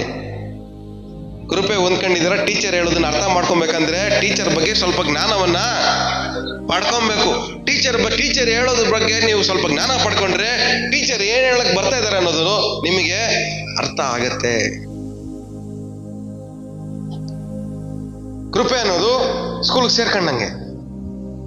ದೇವ್ರ ಬಗ್ಗೆ ಜ್ಞಾನ ಪಡ್ಕೊಳ್ಳೋದು ನಾವು ಕಲ್ತ್ಕೊಂಡಂಗೆ. ಅವಾಗ ಮಾತ್ರನೇ ಟೀಚರ್ ಹೇಳೋದು ನಮಗೆ ಅರ್ಥ ಆಗತ್ತೆ. ನಮ್ಮ ಪ್ರಾಬ್ಲಮ್ ಏನಂದ್ರೆ ಎಲ್ಲರೂ ಕೃಪೆ ಅಂದ್ಕೊಂಡಿದೀವಿ, ಆದ್ರೆ ಟೀಚರ್ ಹೇಳೋದು ಅರ್ಥ ಆಗ್ತಾರೆ. ಟೀಚರ್ ಹೇಳೋದು ಅರ್ಥ ಆಗ್ತಾರೆ. ದೇವ್ರು ಹೇಳೋದು ನಮ್ಗೆ ಅರ್ಥ ಆಗ್ಬೇಕಂದ್ರೆ ದೇವ್ರ ಬಗ್ಗೆ ಜ್ಞಾನದಲ್ಲಿ ನಾವು ಬೆಳಿಬೇಕು. ಹಲ್ಲೆಲೂಯಾ. ಫಸ್ಟ್ ಸ್ಟ್ಯಾಂಡರ್ಡ್ ಇರೋ ಬರೀ ಫಸ್ಟ್ ಸ್ಟ್ಯಾಂಡರ್ಡ್ಗೆ ಓದಿರೋ ಕಲ್ತ್ಬಿಟ್ಟು ಅವನ್ನ ಸೆಕೆಂಡ್ ಸ್ಟ್ಯಾಂಡರ್ಡ್ಗೆ ಹೋದ, ಥರ್ಡ್ ಸ್ಟ್ಯಾಂಡರ್ಡ್ಗೆ ಹೋದ, ಸೆಕೆಂಡ್ ಥರ್ಡ್ ಯಾವ್ದು ಕಲ್ತಿಲ್ಲ, ಫೋರ್ತ್ಗೆ ಹೋದ. ಅಲ್ಲಿ ಹೋದ್ರೆ ಫೋರ್ತ್ ಸ್ಟ್ಯಾಂಡರ್ಡ್ ಹೇಳೋ ಟೀಚರ್ ಹೇಳೋದನ್ನ ಇವನಿಗೆಲ್ಲ ಅರ್ಥ ಆಗುತ್ತೆ. ಇವನೇನ್ ಮಾಡ್ಬೇಕು ಅವಾಗ? ನಾಲೆಡ್ಜ್ ಅಲ್ಲಿ ಬೆಳಿಬೇಕು. ಫಸ್ಟ್ ಸ್ಟ್ಯಾಂಡರ್ಡ್ ಇಂದ ಸೆಕೆಂಡ್ ಸ್ಟ್ಯಾಂಡರ್ಡ್ ನಾಲೆಜ್ ಬೆಳಿಬೇಕು, ಸೆಕೆಂಡ್ ಸ್ಟ್ಯಾಂಡರ್ಡ್ ಇಂದ ಥರ್ಡ್ ಸ್ಟ್ಯಾಂಡರ್ಡ್ ನಾಲೆಜ್ ಬೆಳಿಬೇಕು, ಥರ್ಡ್ ಸ್ಟ್ಯಾಂಡರ್ಡ್ ಇಂದ ಫೋರ್ತ್ ಸ್ಟ್ಯಾಂಡರ್ಡ್ ನಾಲೆಜ್ ಬೆಳಿಬೇಕಾದ್ರೆ ಮಾತ್ರನೇ ಫೋರ್ತ್ ಸ್ಟ್ಯಾಂಡರ್ಡ್ ಹೇಳೋ ಟೀಚರು ಹೇಳೋದು ಇವನ್ಗೆ ಅರ್ಥ ಆಗತ್ತೆ. ಇದು ಅದೇನೆ ದೇವರ ವಿಷಯವಾಗಿ ಜ್ಞಾನದಲ್ಲಿ ಏನ್ ಮಾಡ್ಬೇಕು? ಬೆಳಿಬೇಕು. ದೇವರ ಜ್ಞಾನ, ದೇವರ ವಿಷಯವಾದ ಜ್ಞಾನದಲ್ಲಿ ಫಸ್ಟ್ ಸ್ಟ್ಯಾಂಡರ್ಡ್ ಇಂದ ಸೆಕೆಂಡ್ ಸ್ಟ್ಯಾಂಡರ್ಡ್ ಒಂದೊಂದು ಲೆವೆಲ್ಗೆ ನಾವೇನಾಗ್ಬೇಕು? ದೇವರ ಜ್ಞಾನದಲ್ಲಿ ಬೆಳಿತಾ ಇರ್ತೀವೋ ಆ ಲೆವೆಲ್ಗೆ ದೇವ್ರು ನಮ್ಗೆ ಅರ್ಥ ಆಗ್ತಾರೆ. ಆ ಲೆವೆಲ್ಗೆ ದೇವ್ರು ನಮ್ಮ ಹತ್ರ ಮಾತಾಡಕ್ ಪ್ರಯತ್ನ ಪಡ್ತಾರೆ. ನೀವು ಬರೀ ಫಸ್ಟ್ ಸ್ಟ್ಯಾಂಡರ್ಡ್ ನಾಲೆಡ್ಜ್ ಇಟ್ಕೊಂಡು ದೇವ್ರೇನ ಹತ್ರ ಮಾತಾಡೋ ಅಂದ್ರೆ ನಿಮ್ಗೆ 10 ವರ್ಷ ಆದ್ಮೇಲೂ ದೇವ್ರ ಫಸ್ಟ್ ಸ್ಟ್ಯಾಂಡರ್ಡ್ ಲ್ಯಾಂಗ್ವೇಜ್ ಅಲ್ಲೇ ನಿಮ್ಮ ಹತ್ರ ಮಾತಾಡೋದು. ಆದ್ರೆ ನಮ್ಮ ಪ್ರಾಬ್ಲಮ್ ಏನಂದ್ರೆ ನಮಗಿರೋ ನಾಲೆಡ್ಜ್ ಎಲ್ಲ ಬರೀ ಫಸ್ಟ್ ಸ್ಟ್ಯಾಂಡರ್ಡ್ದು. ಆದ್ರೆ ದೇವ್ರು ನಮ್ಮ ಹತ್ರ ಮಾತಾಡ್ಬೇಕಾದ್ರೆ PhD ಲೆವೆಲ್ ಅಲ್ಲಿ ಮಾತಾಡ್ಬೇಕು ಅನ್ಕೊಂತೀವಿ. ಹೆಂಗೆ? ಫೇಸ್ ಟು ಫೇಸ್ ಡೈರೆಕ್ಟ್ ಆಗಿ ದೇವ್ರು ಏನ್ ಮಾಡ್ಬೇಕು? ನಮ್ಮ ಹತ್ರ ಮುಖಾಮುಖಿಯಾಗಿ ಮಾತಾಡ್ಬೇಕು. ಹಂಗೆ ದೇವ್ರು ಮಾತಾಡೋದು ಹಂಗೆ ಕೇಳಿಸ್ಬೇಕು. ಹಂಗೆ ನಮ್ಗೆ ಅದು ಹಿಂಗಾಯ್ತದೆ. ಫಸ್ಟ್ ಸ್ಟ್ಯಾಂಡರ್ಡ್ ನಾಲೆಡ್ಜ್ ಇಟ್ಕೊಂಡು PhD ತರ ದೇವ್ರು ಮಾತಾಡ್ಬೇಕಂದ್ರೆ, ಪ್ರೆಸೆಂಟೇಶನ್ ದೇವ್ರು ಕೊಡ್ಬೇಕಂದ್ರೆ PhD ನಲ್ಲಿ ಮಾತ್ರನೇ ಪ್ರೆಸೆಂಟೇಶನ್ ಸಿಗೋದು. ಏನಾದ್ರು ಹೇಳ್ಬೇಕಂದ್ರೆ ಏನ್ ಮಾಡ್ತಾರ ಅವರು? ಎಲ್ಲ ಕರೆಕ್ಟ್ ಆಗಿ ಎಲ್ಲ ABCD ಎಲ್ಲ ಏನಾಗಿರುತ್ತೆ, ಪಾಯಿಂಟ್ ಏನಾಗಿರುತ್ತೆ, ಪ್ರೆಸೆಂಟೇಶನ್ ರೆಡಿ ಆಗಿರುತ್ತೆ ಮಾತಾಡ್ಬೇಕಂದ್ರೆ. ಆದ್ರೆ ಫಸ್ಟ್ ಸ್ಟ್ಯಾಂಡರ್ಡ್ ಟೀಚರ್ ಹಂಗೆ ರೆಡಿ ಮಾಡ್ಕೊಂಬತ್ತಾರ ಪ್ರೆಸೆಂಟೇಶನ್? ಇಲ್ಲ, ಓದ್ಕೊಂಬತ್ತಾರೆ. ಏನಾಗುತ್ತೋ ಆ ಟೈಮಲ್ಲಿ ಹೇಳ್ತಾರೆ. ಆದ್ರೆ 10ನೇ ಕ್ಲಾಸಲ್ಲಿ ಸ್ವಲ್ಪ ರೆಡಿ ಮಾಡ್ಕೊಂಡ್ ಬರ್ತಾರೋ, ಪ್ರಿಪೇರ್ ಮಾಡ್ಕೊಂಡ್ ಬರ್ತಾರೆ. ಕಾಲೇಜಲ್ಲಿ ಇನ್ನೊಂದು ಸ್ವಲ್ಪ ಪ್ರಿಪೇರ್ ಮಾಡ್ಕೊಂಡ್ ಬರ್ತಾರೆ ಟೀಚರ್. ಅಂದ್ರೆ ಬೆಳೀತಾ ಬೆಳೀತಾ ಬೆಳೀತಾ ಟೀಚರ್ ಜವಾಬ್ದಾರಿ ಏನಾಗುತ್ತೆ? ಜಾಸ್ತಿ ಆಗುತ್ತೆ. ಅಂದ್ರೆ ಏನ್ ಹೇಳ್ಬೇಕು ಅನ್ನೋದನ್ನ ಕ್ಲಿಯರ್ ಆಗಿ ಏನ್ ಮಾಡ್ತಾರೆ? ಕ್ಲಿಯರ್ ಆಗಿ ಬರ್ಕೊಂಡ್ ಬರ್ತಾರೆ. ಕ್ಲಿಯರ್ ಆಗಿ ಏನ್ ಹೇಳ್ಬೇಕನ್ನೋ ಉದ್ದೇಶ ಅವ್ರಿಗಿರುತ್ತೆ, ಏನ್ ಕೇಳಿಸ್ಕೊಬೇಕನ್ನೋ ಉದ್ದೇಶ ಮಕ್ಕಳಿಗಿರುತ್ತೆ. ಅಂದ್ರೆ ದೇವರ ಜ್ಞಾನದಲ್ಲಿ ಬೆಳೀತಾ ಬೆಳೀತಾ ಬೆಳೀತಾ ಬೆಳೀತಾ ದೇವ್ರು ನಮ್ಮ ಹತ್ರ ಮಾಡೋ ಸಂಭಾಷಣೆ ಬೇರೆ ತರ ಇರುತ್ತೆ. ಮೋಶೆ ಅವರ ಸಿಸ್ಟರ್ ಇದಾರೆ ನೋಡ್ರಿ. ಮೋಶೆ ಸಿಸ್ಟರ್ ಹತ್ರ ದೇವ್ರು ಹೇಳ್ತಾರೆ, ಎಲ್ಲರ ಹತ್ರನೂ ಮಾತಾಡ್ತೀನಿ, ಎಲ್ಲರ ಹತ್ರ ಕನ್ಸಲ್ಲಿ ಮಾತಾಡ್ತೀನಿ, ದರ್ಶನದಲ್ಲಿ ಮಾತಾಡ್ತೀನಿ, ಆದ್ರೆ ಮೋಶೆ ಜೊತೆ ಮಾತ್ರ ಫೇಸ್ ಟು ಫೇಸ್ ಮಾತಾಡ್ತೀನಿ. ನೀವೆಲ್ಲ ಬೇರೆ, ಇವರೇ ಬೇರೆ. ಮೋಶೆ ಲೆವೆಲ್ ಬೇರೆ, ಇವ್ರು ನಿಮ್ ಲೆವೆಲ್ ಎಲ್ಲ ಬೇರೆ. ದೇವ್ರು ಏನ್ ಮಾಡ್ತಾ ಇದಾರೆ? ಅಲ್ಲಿ ಡಿಫ್ರೆನ್ಸ್ ತೋರಿಸ್ಕೊಡ್ತಾ ಇದೆ. ಏನ್ ಡಿಫ್ರೆನ್ಸ್ ಅಲ್ಲಿ ಕಂಡು ಹಿಡಿಬೇಕಾಗಿರೋದು?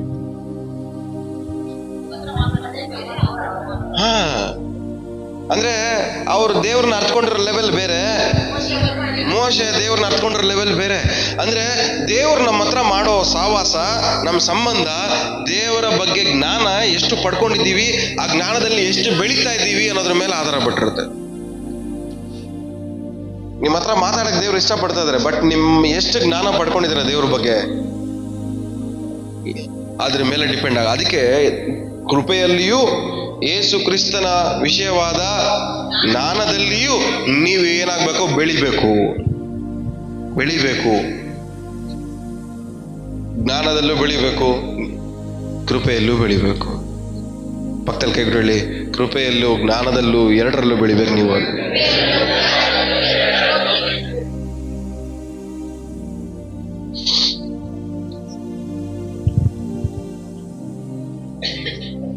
ಬರೀ ಕೃಪೆ ಹೊಂದ್ಕೊಂಡ್ರೆ ಸಾಲದು. ದೇವ್ರು ನಿಮ್ಮ ಒಟ್ಟಿಗೆ ಮಾತಾಡ್ಬೇಕಂದ್ರೆ ಆ ಜ್ಞಾನ ನಿಮಗಿರ್ಬೇಕು. ಯಾವ ತರ ದೇವ್ರು ಮಾತಾಡಕ್ ಹೋಗ್ತಾ ಇದ್ದಾರೆ ನನ್ನ ಜೀವನದಲ್ಲಿ. ಅಂದ್ರೆ ಇದರಲ್ಲಿ ಸಂತೋಷ ಸುದ್ದಿ ಏನಂದ್ರೆ, ನೀವೆಲ್ಲರೂ ಕೃಪೆ ಹೊತ್ಕೊಂಡಿದ್ದೀರ, ಎಲ್ಲರ ಹತ್ರ ದೇವ್ರು ಮಾತಾಡೋ ಆಕ್ಸೆಸ್ ಇದೆ. ಬಟ್ ಯಾವ ಲೆವೆಲ್ ಇದೆ ನಿಮ್ದು? ಯಾವ ಲೆವೆಲ್ ಅಲ್ಲಿ ಇದೆ ದೇವ್ರು ನಿಮ್ಮ ಹತ್ರ ಮಾತಾಡೋದು? ನಿಮ್ ಸ್ಟ್ಯಾಂಡರ್ಡ್ ಏನು? ದೇವ್ರ ಬಗ್ಗೆ ಜ್ಞಾನ ಯಾವ ಲೆವೆಲ್ಗೆ ನೀವು ಪಡ್ಕೊಂಡಿದ್ದೀರಾ ಅದೇ ಲೆವೆಲ್ಗೆ ಎಕ್ಸ್ಪೆಕ್ಟ್ ಮಾಡಿದ್ರೆ ಮಾತ್ರ ನಿಮ್ಗೆ ಅರ್ಥ ಆಗೋದು. ನೀವು ಪಡ್ಕೊಂಡ್ರು, ನೀವು ನಿಮ್ಮ ಲೆವೆಲ್ ಬಂದು ಫಸ್ಟ್ ಸ್ಟ್ಯಾಂಡರ್ಡ್ಗಿದ್ದು 10th ಸ್ಟ್ಯಾಂಡರ್ಡ್ ಲೆವೆಲ್ಗೆ ದೇವ್ರು ನಮ್ಮ ಹತ್ರ ಮಾತಾಡ್ಬೇಕಂದ್ರೆ ಅದು ನಡೆಯಲ್ಲ. ಏನ್ ನಡೀತದೆ ನಿಮ್ಗೆ ಅರ್ಥ ಆಗಲ್ಲ. ನಿಮ್ಮ ಸ್ಟ್ಯಾಂಡರ್ಡ್ ತಕ್ಕನಂಗೆ ದೇವ್ರ ಹತ್ರ ಎಕ್ಸ್ಪೆಕ್ಟ್ ಮಾಡಿ ಮಾತಾಡಕ್ಕೆ. ಅರ್ಥ ಆಗ್ತಾ ಇದೆಯಾ? ಕೇಳಿಸ್ತಾ ಇದೆಯಾ? ದೇವರ ಕೃಪೆಯನ್ನು ಅನುಭವಿಸ್ಬೇಕಂದ್ರೆ ದೇವರ ಜ್ಞಾನದಲ್ಲಿ ಎಷ್ಟು ಬೆಳಿತೀರೋ ಅಷ್ಟು ದೇವರ ಕೃಪೆ ನೀವು ಅನುಭವಿಸ್ತೀರ ನಿಮ್ಮ ಜೀವನದಲ್ಲಿ. ಹಲ್ಲೆಲೂಯಾ. ನೋವನ ಟೈಮಲ್ಲಿ ನೋವ ಮಾತ್ರನೇ ಡೈರೆಕ್ಟಾಗಿ ದೇವರ ಸ್ವರ ಕೇಳಿಸ್ಕೊಂಡ. ಆದರೆ ಮಿಕ್ಕದವರೆಲ್ಲರೂ ನೋವನ ಮೂಲಕವಾಗಿ ದೇವರ ಸ್ವರವನ್ನು ಕೇಳಿಸ್ಕೊಂಡ್ರು. ಅವ್ರ ಲೆವೆಲ್ ಅಷ್ಟೇ, ಅವ್ರ ಸ್ಟ್ಯಾಂಡರ್ಡ್ ಅಷ್ಟೇ. ನೋವನ ಮೂಲಕವಾಗಿ ಕೇಳಿಸ್ಕೊಬೇಕಂತ ಅವ್ರಿಗೆ ಬರೆಯಲ್ಪಟ್ಟಿದ್ರೆ ಅವ್ರು ಮಾಡ್ಬೇಕಾಗಿರೋದಲ್ಲ ಅಷ್ಟೇ. ಬಿಡು, ನನ್ನ ಹತ್ರನೂ ದೇವ್ರು ಮಾತಾಡ್ಲಿ. ದೇವ್ರು ಮಾತಾಡಲ್ಲ, ಇವ್ರು ಕೇಳಿಸ್ಕೊಳ್ಳಲ್ಲ. ಒಂದು ವೇಳೆ ಆ ಜನರು ನಿನ್ನ ಹತ್ರ ಮಾತಾಡೋದ ದೇವ್ರು ಕಾಪಾಡಕ್ಕೆ, ನನ್ನ ಹತ್ರನೂ ದೇವ್ರು ಕಾಪಾಡಕ್ ಮಾತಾಡ್ಲಿ ಅಂದ್ರೆ ಅದು ನಡೆಯಲ್ಲ. ಯಾಕಂದ್ರೆ ಅವ್ರನ್ನ ದೇವ್ರನ್ನ ಅರ್ಸ್ಕೊಂಡಿರುವಂತ ಲೆವೆಲ್ಲು ಬೇರೆ. ಇವಾಗ ಅವ್ರೇನಾದ್ರೂ ಹಂಗೆ ಮೊಂಡುತನ ಕುತ್ಕೊಂಡ್ಬಿಟ್ರೆ ದೇವ್ರು ಮಾತಾಡಲ್ಲ, ಇವ್ರು ಕೇಳಿಸ್ಕೊಳ್ಳಲ್ಲ. ಇವ್ರ ಲೈಫ್ ಏನು? ವೇಸ್ಟ್. ಯಾರ ಲೆವೆಲ್ ತಕ್ಕಂತೆ ಇದೆಯೋ ಅವ್ರ ಲೆವೆಲ್ ತಕ್ಕಂತೆ ದೇವ್ರು ಮಾತಾಡೋದು ಅವ್ರ ಜೊತೆಲಿ.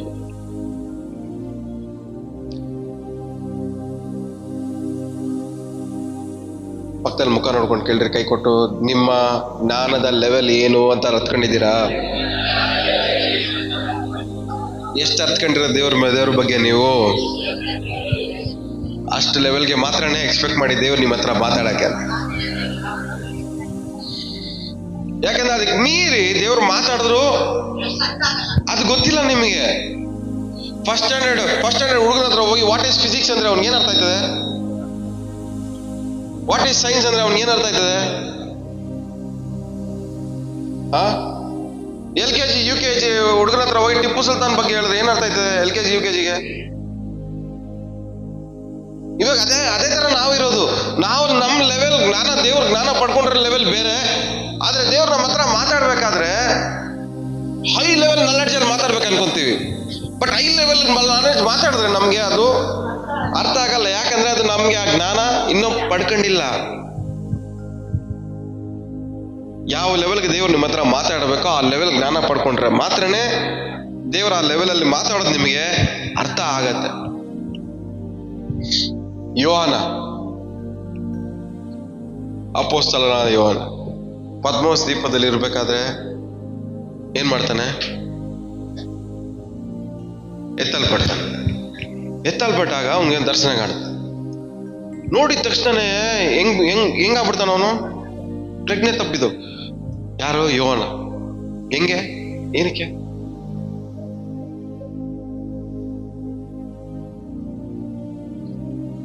ಆದ್ರೆ ನಾವು ಸಿಂಪಲ್ ಆಗಿ ಹೇಳ್ಬಿಟ್ಟು, ದೇವ್ರೇ ನೀನ್ ನೋಡ್ಬೇಕು, ನಿನ್ ವಾಯ್ಸ್ ಕೇಳಿಸ್ಕೋಬೇಕು ಅಂತ. ಮೋಶೆ ಅಷ್ಟು ಕ್ಲೋಸ್ ಆಗಿದ್ದಾರೆ ದೇವ್ರ ಜೊತೆಲಿ. ದೇವ್ರೇ ನೀನು ನೋಡ್ಬೇಕು ಅಂದ್ರೆ ನೋಡು, ಆದ್ರೆ ಮುಂದೆಯಿಂದ ನೋಡ್ಬೇಡ, ಸಾಹಿತ್ಯ. ಅಷ್ಟು ಕ್ಲೋಸ್ ಆಗಿರೋನ ಹತ್ರನೇ ಹೋಗಿ ಅವ್ ಸೌಂಡ್ ಕೇಳಿಸ್ಕೊಂಡಿದ ತಕ್ಷಣ ಆ ಸೌಂಡ್ಗೂ ಏನಾಗಿಲ್ಲ, ನಿಂತ್ಕೊಳಕ್ ಆಗ್ಲಿಲ್ಲ ಸೌಂಡ್ಗೂ. ಅಂದ್ರೆ ನೀವು ದೇವ್ರನ್ನ ಎಷ್ಟು ಈಸಿಯಾಗಿ ನೋಡ್ಬೇಕು, ಕೇಳ್ಕೊ, ಅದೆಲ್ಲ ತಪ್ಪೇ ಇಲ್ಲ. ಆದ್ರೆ ಅಷ್ಟು ಚೀಪಾಗಿ ನೋಡ್ತಿರಲ್ಲ ನೀವು, ಅಷ್ಟು ಈಸಿಯಾಗಿ ಸಿಕ್ಕೋತಾರ. ದೇವರು ವಾಯ್ಸ್ ಕೇಳಿಸ್ಕೊಳ್ಳೋದು ಅಷ್ಟು ಚೀಪಾಗಿ ನಾವೇನ್ ಮಾಡ್ತೀವಿ, ನೋಡ್ತಾ ಇದೀವಿ. ಅಷ್ಟೊಂದು ಚೀಪಾಗಿ ದೇವ್ರ ವಾಯ್ಸ್ ಸಿಗತ್ತ ನಮ್ಗೆ. ದೇವ್ರ ದರ್ಶನ ಮಾಡೋದು ಅಷ್ಟೊಂದು ಚೀಪ, ಅಷ್ಟೊಂದು ಈಸಿಯಾಗಿ ಸಿಕ್ಬಿಡುತ್ತಾ?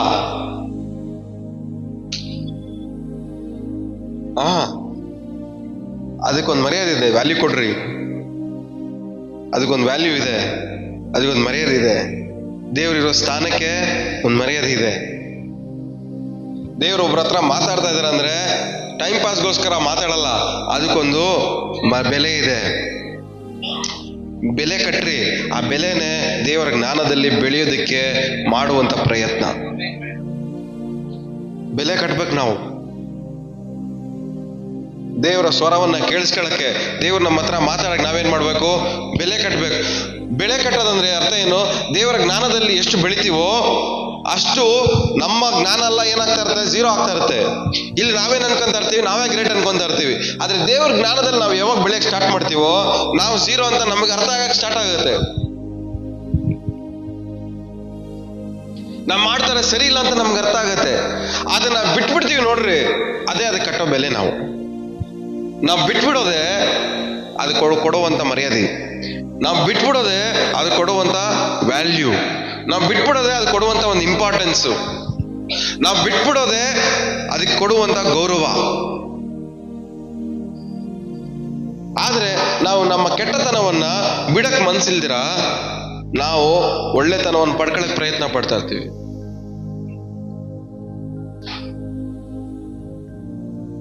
ಕೆಟ್ಟದನ್ನ ಬಿಡಕ್ಕೂ ಮನ್ಸಿಲ್ಲ, ಆದ್ರೆ ಒಳ್ಳೆದನ್ನ ಪಡ್ಕೊಬೇಕು ಅನ್ನೋ ಮನ್ಸು ಇದೆ. ಇವಾಗ ನೀವು ಏನ್ ಮರ್ಯಾದೆ ಕೊಟ್ಟಂಗೆ ದೇವ್ರಿಗೆ? ಹಂಗಾದ್ರೆ ಏನ್ ಮರ್ಯಾದೆ ಕೊಟ್ಟಂಗೆ ಹೇಳ್ರಿ? ಏನ್ ಮರ್ಯಾದೆ ಕೊಟ್ಟಂಗೆ ದೇವ್ರಿಗೆ? ನಾವು ನಿಮ್ಮಲ್ಲಿರುವ ಕೆಟ್ಟತನವನ್ನ ಬಿಟ್ರೆ ಮಾತ್ರನೇ ದೇವರಿಗೆ ನಾವೇನ್ ಮಾಡ್ದಂಗೆ? ಮರ್ಯಾದೆ ಕೊಟ್ಟಂಗೆ ಲೆಕ್ಕ. ಅದೇನೆ ದೇವರ ಜ್ಞಾನದಲ್ಲಿ ಎಷ್ಟು ಬೆಳಿತೀವೋ ಅಷ್ಟು ನಮ್ಮ ಕೆಟ್ಟತನದಿಂದ ನಾವೇನಾಗ್ತಾ ಇರ್ತೀವಿ? ದೂರ ಹೋಗ್ತಾ ಇರ್ತೀವಿ.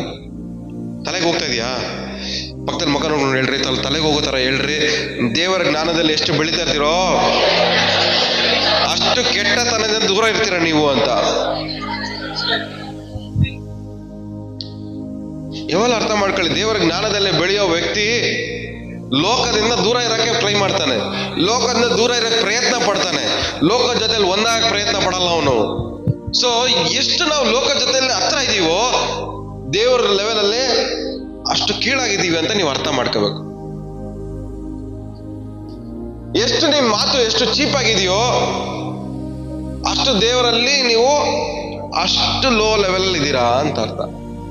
ನಿಮ್ಮ ಆಲೋಚನೆಗಳು ಎಷ್ಟು ಚೀಪ್ ಆಗಿದೆಯೋ ಅಷ್ಟು ದೇವರಲ್ಲಿ ಏನಾಗಿದ್ದೀರಾ? ದೇವರ ಜ್ಞಾನದಲ್ಲಿ ಕೆಳಗಡೆ ಲೋ ಲೆವೆಲ್ ಇದ್ದೀರಾ ಅಂತ.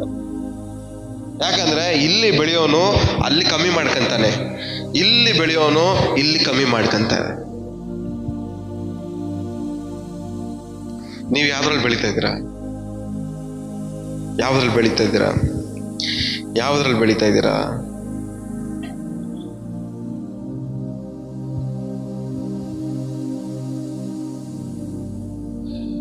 ಒಂದು ಪೇತ್ರ 4ನೇ ಅಧ್ಯಾಯ 10ನೇ ವಾಕ್ಯ.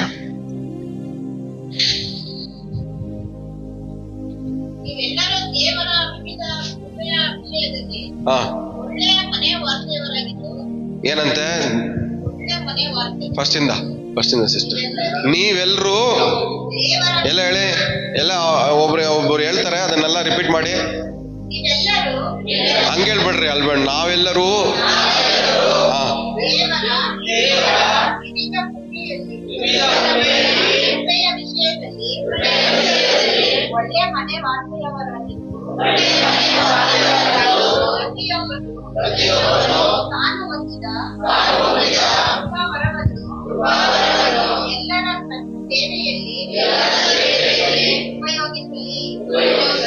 ನೀವು ಹೊಂದ್ಕೊಂಡ್ರೆ ಕೃಪೆಯನ್ನು ಯಾವ್ದಕ್ಕೆ ಉಪಯೋಗ ಮಾಡಬೇಕು? ಒಬ್ರಿಗೊಬ್ರಿಗೆ ಸೇವೆ ಮಾಡೋದ್ರಲ್ಲಿ ಆ ಕೃಪೆಯನ್ನ ಉಪಯೋಗ ಮಾಡಬೇಕು.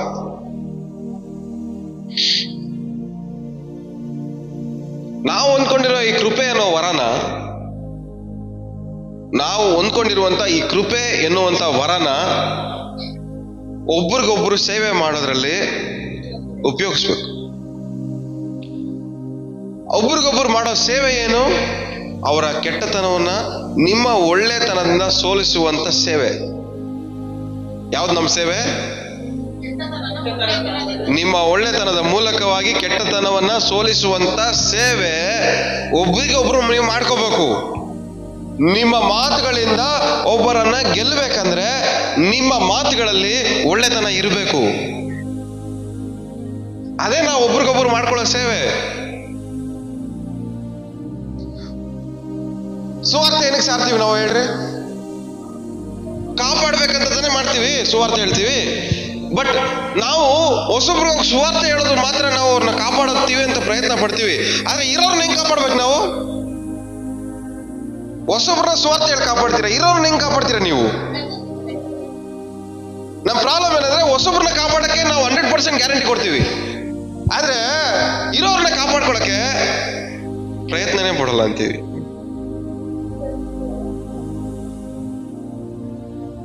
ಪಕ್ಕದಲ್ಲಿ ಮುಖ ನೋಡ್ಕೊಂಡು ಕೇಳ್ರಿ, ಹೊಸೊಬ್ರನ್ನ ಸುವಾರ್ತೆಯಿಂದ ಕಾಪಾಡ್ರಿ, ಇರೋರ್ನ ನಿಮ್ ಮಾತಿಂದ ಕಾಪಾಡ್ರಿ ಅಂತ. ಹೊಸೊಬ್ರನ್ನ ಸುವಾರ್ತೆಯಿಂದ ಕಾಪಾಡ್ಬೇಕು, ಇರೋರನ್ನ ಮಾತಿಂದ ಕಾಪಾಡ್ಬೇಕು. ನಮ್ಮ ಮಾತಲ್ಲಿ ಒಳ್ಳಿರುವಂತ ಒಳ್ಳೆತನದ ಮೂಲಕವಾಗಿ ಇರೋರ್ನ ಕಾಪಾಡ್ಬೇಕು ನಾವು.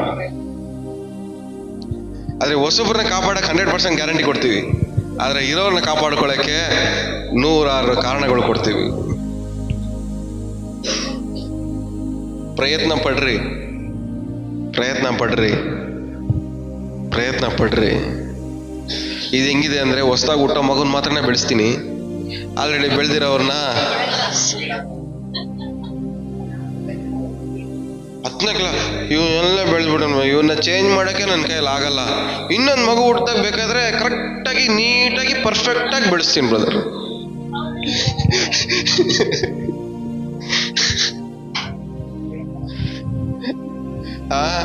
ಏನ್ ನಿಮ್ ಪ್ರಾಬ್ಲಮು? ಇರೋದನ್ನ ಕಾಪಾಡ್ಕೊಳ್ದಿರ ಹೊಸ್ದಾಗಿ ಬರುತ್ತಲ್ಲ ಅದನ್ನ ಕಾಪಾಡ್ತೀನಿ ಬ್ರದರ್ ಅನ್ನೋದು ಅದಲ್ಲ.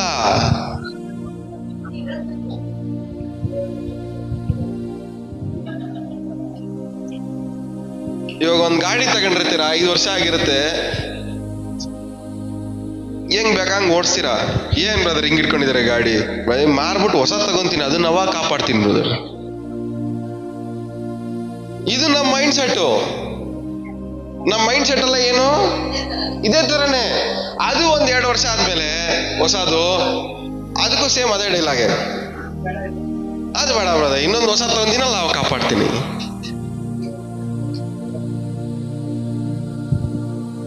ಹಿಂಗೆ ನಮ್ಮ ಜೀವನ ಹಾಳಾಗೋಯ್ತಾ ಇರೋದು, ಹಿಂಗೆ ನಮ್ಮ ಜೀವನಗಳು ಹಾಳಾಗೋಗ್ತಾ ಇರೋದು.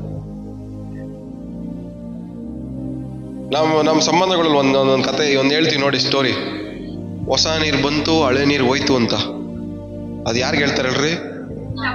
ನಮ್ಗೆ. ಹೊಸ ಜನರು ಬಂದ್ಬಿಟ್ರು, ಹಳೊಬ್ರನ್ನ ಮರ್ತ್ಬಿಟ್ರು ಅಂತ.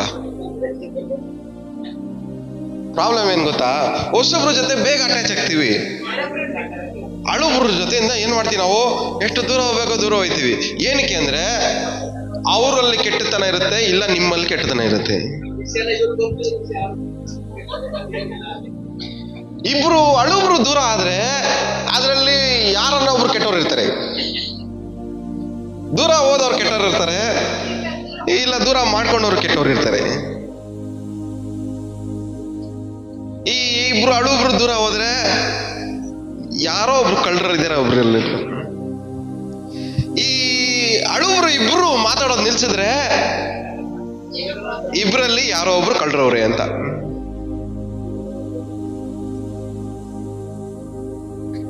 ಆದ್ರೆ ಹೊಸಬ್ರ ಜೊತೆ ಮಾತ್ರ ಈಸಿಯಾಗಿ ನಾವೇನ್ ಮಾಡ್ತೀವಿ, ಕನೆಕ್ಟ್ ಆಗ್ಬಿಡ್ತೀವಿ.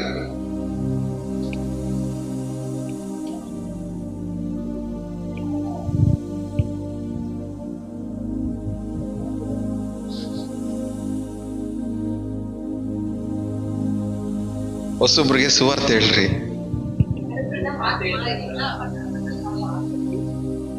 ಹೊಸೊಬ್ರನ್ನ ಸುವಾರ್ತೆಯಿಂದ ಗೆಲ್ರಿ, ಹಳೊಬ್ರ ನಿಮ್ ಮಾತಿಂದ ಗೆಲ್ರಿ. ಪಕ್ಕದಲ್ಲಿ ಮುಖ ನೋಡ್ಕೊಂಡು ಹೇಳ್ರಿ, ಹೊಸೊಬ್ರನ್ನ ಸುವಾರ್ತೆಯಿಂದ ಗೆಲ್ರಿ, ಹಳೊಬ್ರನ್ನ ಮಾತಿಂದ ಗೆಲ್ರಿ. ಗೆಲ್ರಿ, ಮಾತಿಂದ ಗೆಲ್ರಿ. ಮಾತಿಂದ ಗೆಲ್ಲುವಂತ ಸಾಮರ್ಥ್ಯ ನಿಮಗಿದೆ. ಅದಕ್ಕೆ ದೇವ್ರು ನಿಮಗೆ ಕೊಟ್ಟಿದ್ದಾರೆ ಕೃಪೆನ. ನೀವೆಲ್ಲ ಕೃಪೆ ಹೊಂದ್ಕೊಂಡಿದ್ದೀರಾ. ನಿಮ್ಮ ಮಾತಿಂದ ನೀವು ಗೆಲ್ಲೇಬೇಕು, ನಿಮ್ಮ ಮಾತಿಂದ ನೀವು ಗೆಲ್ಲೇಬೇಕು. ಎಲ್ಲ ಹೇಳ್ರಿ, ಮಾತಿಂದ ಗೆಲ್ಲಕ್ಕೆ ಹೋಗ್ತೀನಿ. ವಾರ ಅಲ್ಲ, ಈ ತಿಂಗಳೆಲ್ಲ ಮಾತಿಂದ ಗೆಲ್ಲಕ್ಕೆ ಹೋಗ್ತೀನಿ. ಬೇರೆಯವ್ರ ಮಾತಿಗೆ ಕಿವಿಗೊಟ್ಟು ಸೋಲೋದಿಲ್ಲ, ನನ್ನ ಮಾತಿಂದ ಮಾತಾಡಿ ಗೆಲ್ಲಕ್ಕೆ ಹೋಗ್ತೀನಿ ಅಂತ. ಆಮೇಲೆ ಎಲ್ಲ ಕೆಟ್ಟತನವನ್ನ ನನ್ನ ಮಾತಿಂದ ಗೆಲ್ತೀನಿ. ನಂಬ್ತಾ ಇದ್ದೀರಾ? ಹೊಟ್ಟೆ ಉರಿ ಪಡೋನು ಗೆಲ್ಬೋದು, ದ್ವೇಷ ಮಾಡೋನು ಗೆಲ್ಬೋದು, ಅಸೂಯೆ ಪಡೋನು ಗೆಲ್ಬೋದು, ನಿಮಗೆ ವಿರುದ್ಧವಾಗಿ ಪ್ಲಾನ್ ಹಾಕಿ ಸ್ಕೆಚ್ ಹಾಕಿ ಮಾಡೋನಲ್ಲ ಅವನು ಗೆಲ್ಬೋದು, ನಿಮಗೆ ವಿರುದ್ಧವಾಗಿ ಮಂತ್ರ ಮಾಡೋನು ಗೆಲ್ಬೋದು. ಎಲ್ಲಾನು ನಿಮ್ಮ ಮಾತಿಂದಾನೆ. ಹಲ್ಲೆಲೂಯಾ. ಇವತ್ತು ಲೋಟನಿಂದ ಕಲಿಬೇಕು. ಲೋಟನ ನೋಯಿಂದ ಕಲಿಬೇಕಾಗಿರೋ ವಿಷಯ ಏನು? ಬಿಟ್ಕೊಡ್ಬಾರ್ದು. ಏನು ಹೇಳಿದ್ರು ಬಿಟ್ಕೊಡ್ಬಾರ್ದು. ಕೊನೆದಾಗಿ ಗೆಲ್ಬೇಕಾಗಿರೋದು ಯಾರು? ನಾವು. ನಮ್ಮ ಒಳ್ಳೆತನ ಗೆಲ್ಬೇಕು ಕೊನೆದಾಗಿ. ಹಲ್ಲೆಲೂಯಾ. ನಮ್ಮ ಒಳ್ಳೆತನ ಗೆಲ್ಬೇಕು. ಎಲ್ಲ ಹೇಳಿ, ನಮ್ಮ ಒಳ್ಳೆತನ. ಇವತ್ತು ನಮ್ಮ ಒಳ್ಳೆತನದಿಂದ ಕೆಟ್ಟತನನ ಸೋಲಿಸಿ, ಈ ಒಳ್ಳೆತನ ಮೂಲಕವಾಗಿ ಒಬ್ರಿಗೊಬ್ರು ಸೇವೆ ಮಾಡ್ಕೊಂಡ್ರೆ ಹೇಳೋನು ಕಾಪಾಡಲ್ಪಡ್ತಾನೆ, ಕೇಳಿಸ್ಕೊಳ್ಳೋನು ಕಾಪಾಡಲ್ಪಡ್ತಾನೆ. ಇವತ್ತು ಇವು ದೇವರ ವಾಕ್ಯ ಹೇಳೋನಲ್ಲಿಯೂ ಕೇಳುವನಲ್ಲಿಯೂ ಕಾರ್ಯ ಮಾಡತ್ತೆ. ಹಲ್ಲೆಲೂಯಾ. ಹೇಳೋನು ಬದುಕಬೇಕು, ಕೇಳಿಸ್ಕೊಳ್ಳೋನು ಬದುಕಬೇಕು. ಹೇಳೋನು ಉದ್ಧಾರ ಆಗ್ಬೇಕು, ಕೇಳಿಸ್ಕೊಳ್ಳೋನು ಉದ್ಧಾರ ಆಗ್ಬೇಕು. ಹೇಳೋನು ಚೆನ್ನಾಗಿರ್ಬೇಕು, ಕೇಳಿಸ್ಕೊಳ್ಳೋನು ಚೆನ್ನಾಗಿರ್ಬೇಕು. ಹೇಳೋನು ಸಮಾಧಾನವಾಗಿರ್ಬೇಕು, ಕೇಳಿಸ್ಕೊಳ್ಳೋನು ಸಮಾಧಾನವಾಗಿರ್ಬೇಕು. ಹೇಳೋನು ನೆಮ್ಮದಿಯಾಗಿರ್ಬೇಕು, ಕೇಳಿಸ್ಕೊಳ್ಳೋನು ನೆಮ್ಮದಿಯಾಗಿರ್ಬೇಕು. ಈ ರೀತಿಯ ಮಾತುಗಳ ಮೂಲಕವಾಗಿ ಇವತ್ತಿಂದ ಗೆಲ್ಲುವಂತ ಪ್ರಯತ್ನ ಪಡೋಣ. ಆಮೇಲೆ ಯಾರೇ ಇರ್ಲಿ ಅವ್ರನ್ನ ಗೆಲ್ಬೋದು ನಾವು. ಯಾರೇ ಇರ್ಲಿ ನಾವು ಗೆಲ್ಬೋದು. ಎಲ್ಲ ಬಾಯ್ಬಿಟ್ಟು ಅರಿಕೆ ಮಾಡಿ, ಯಾರೇ ಇರ್ಲಿ ನಾವು ಗೆಲ್ಬೋದು.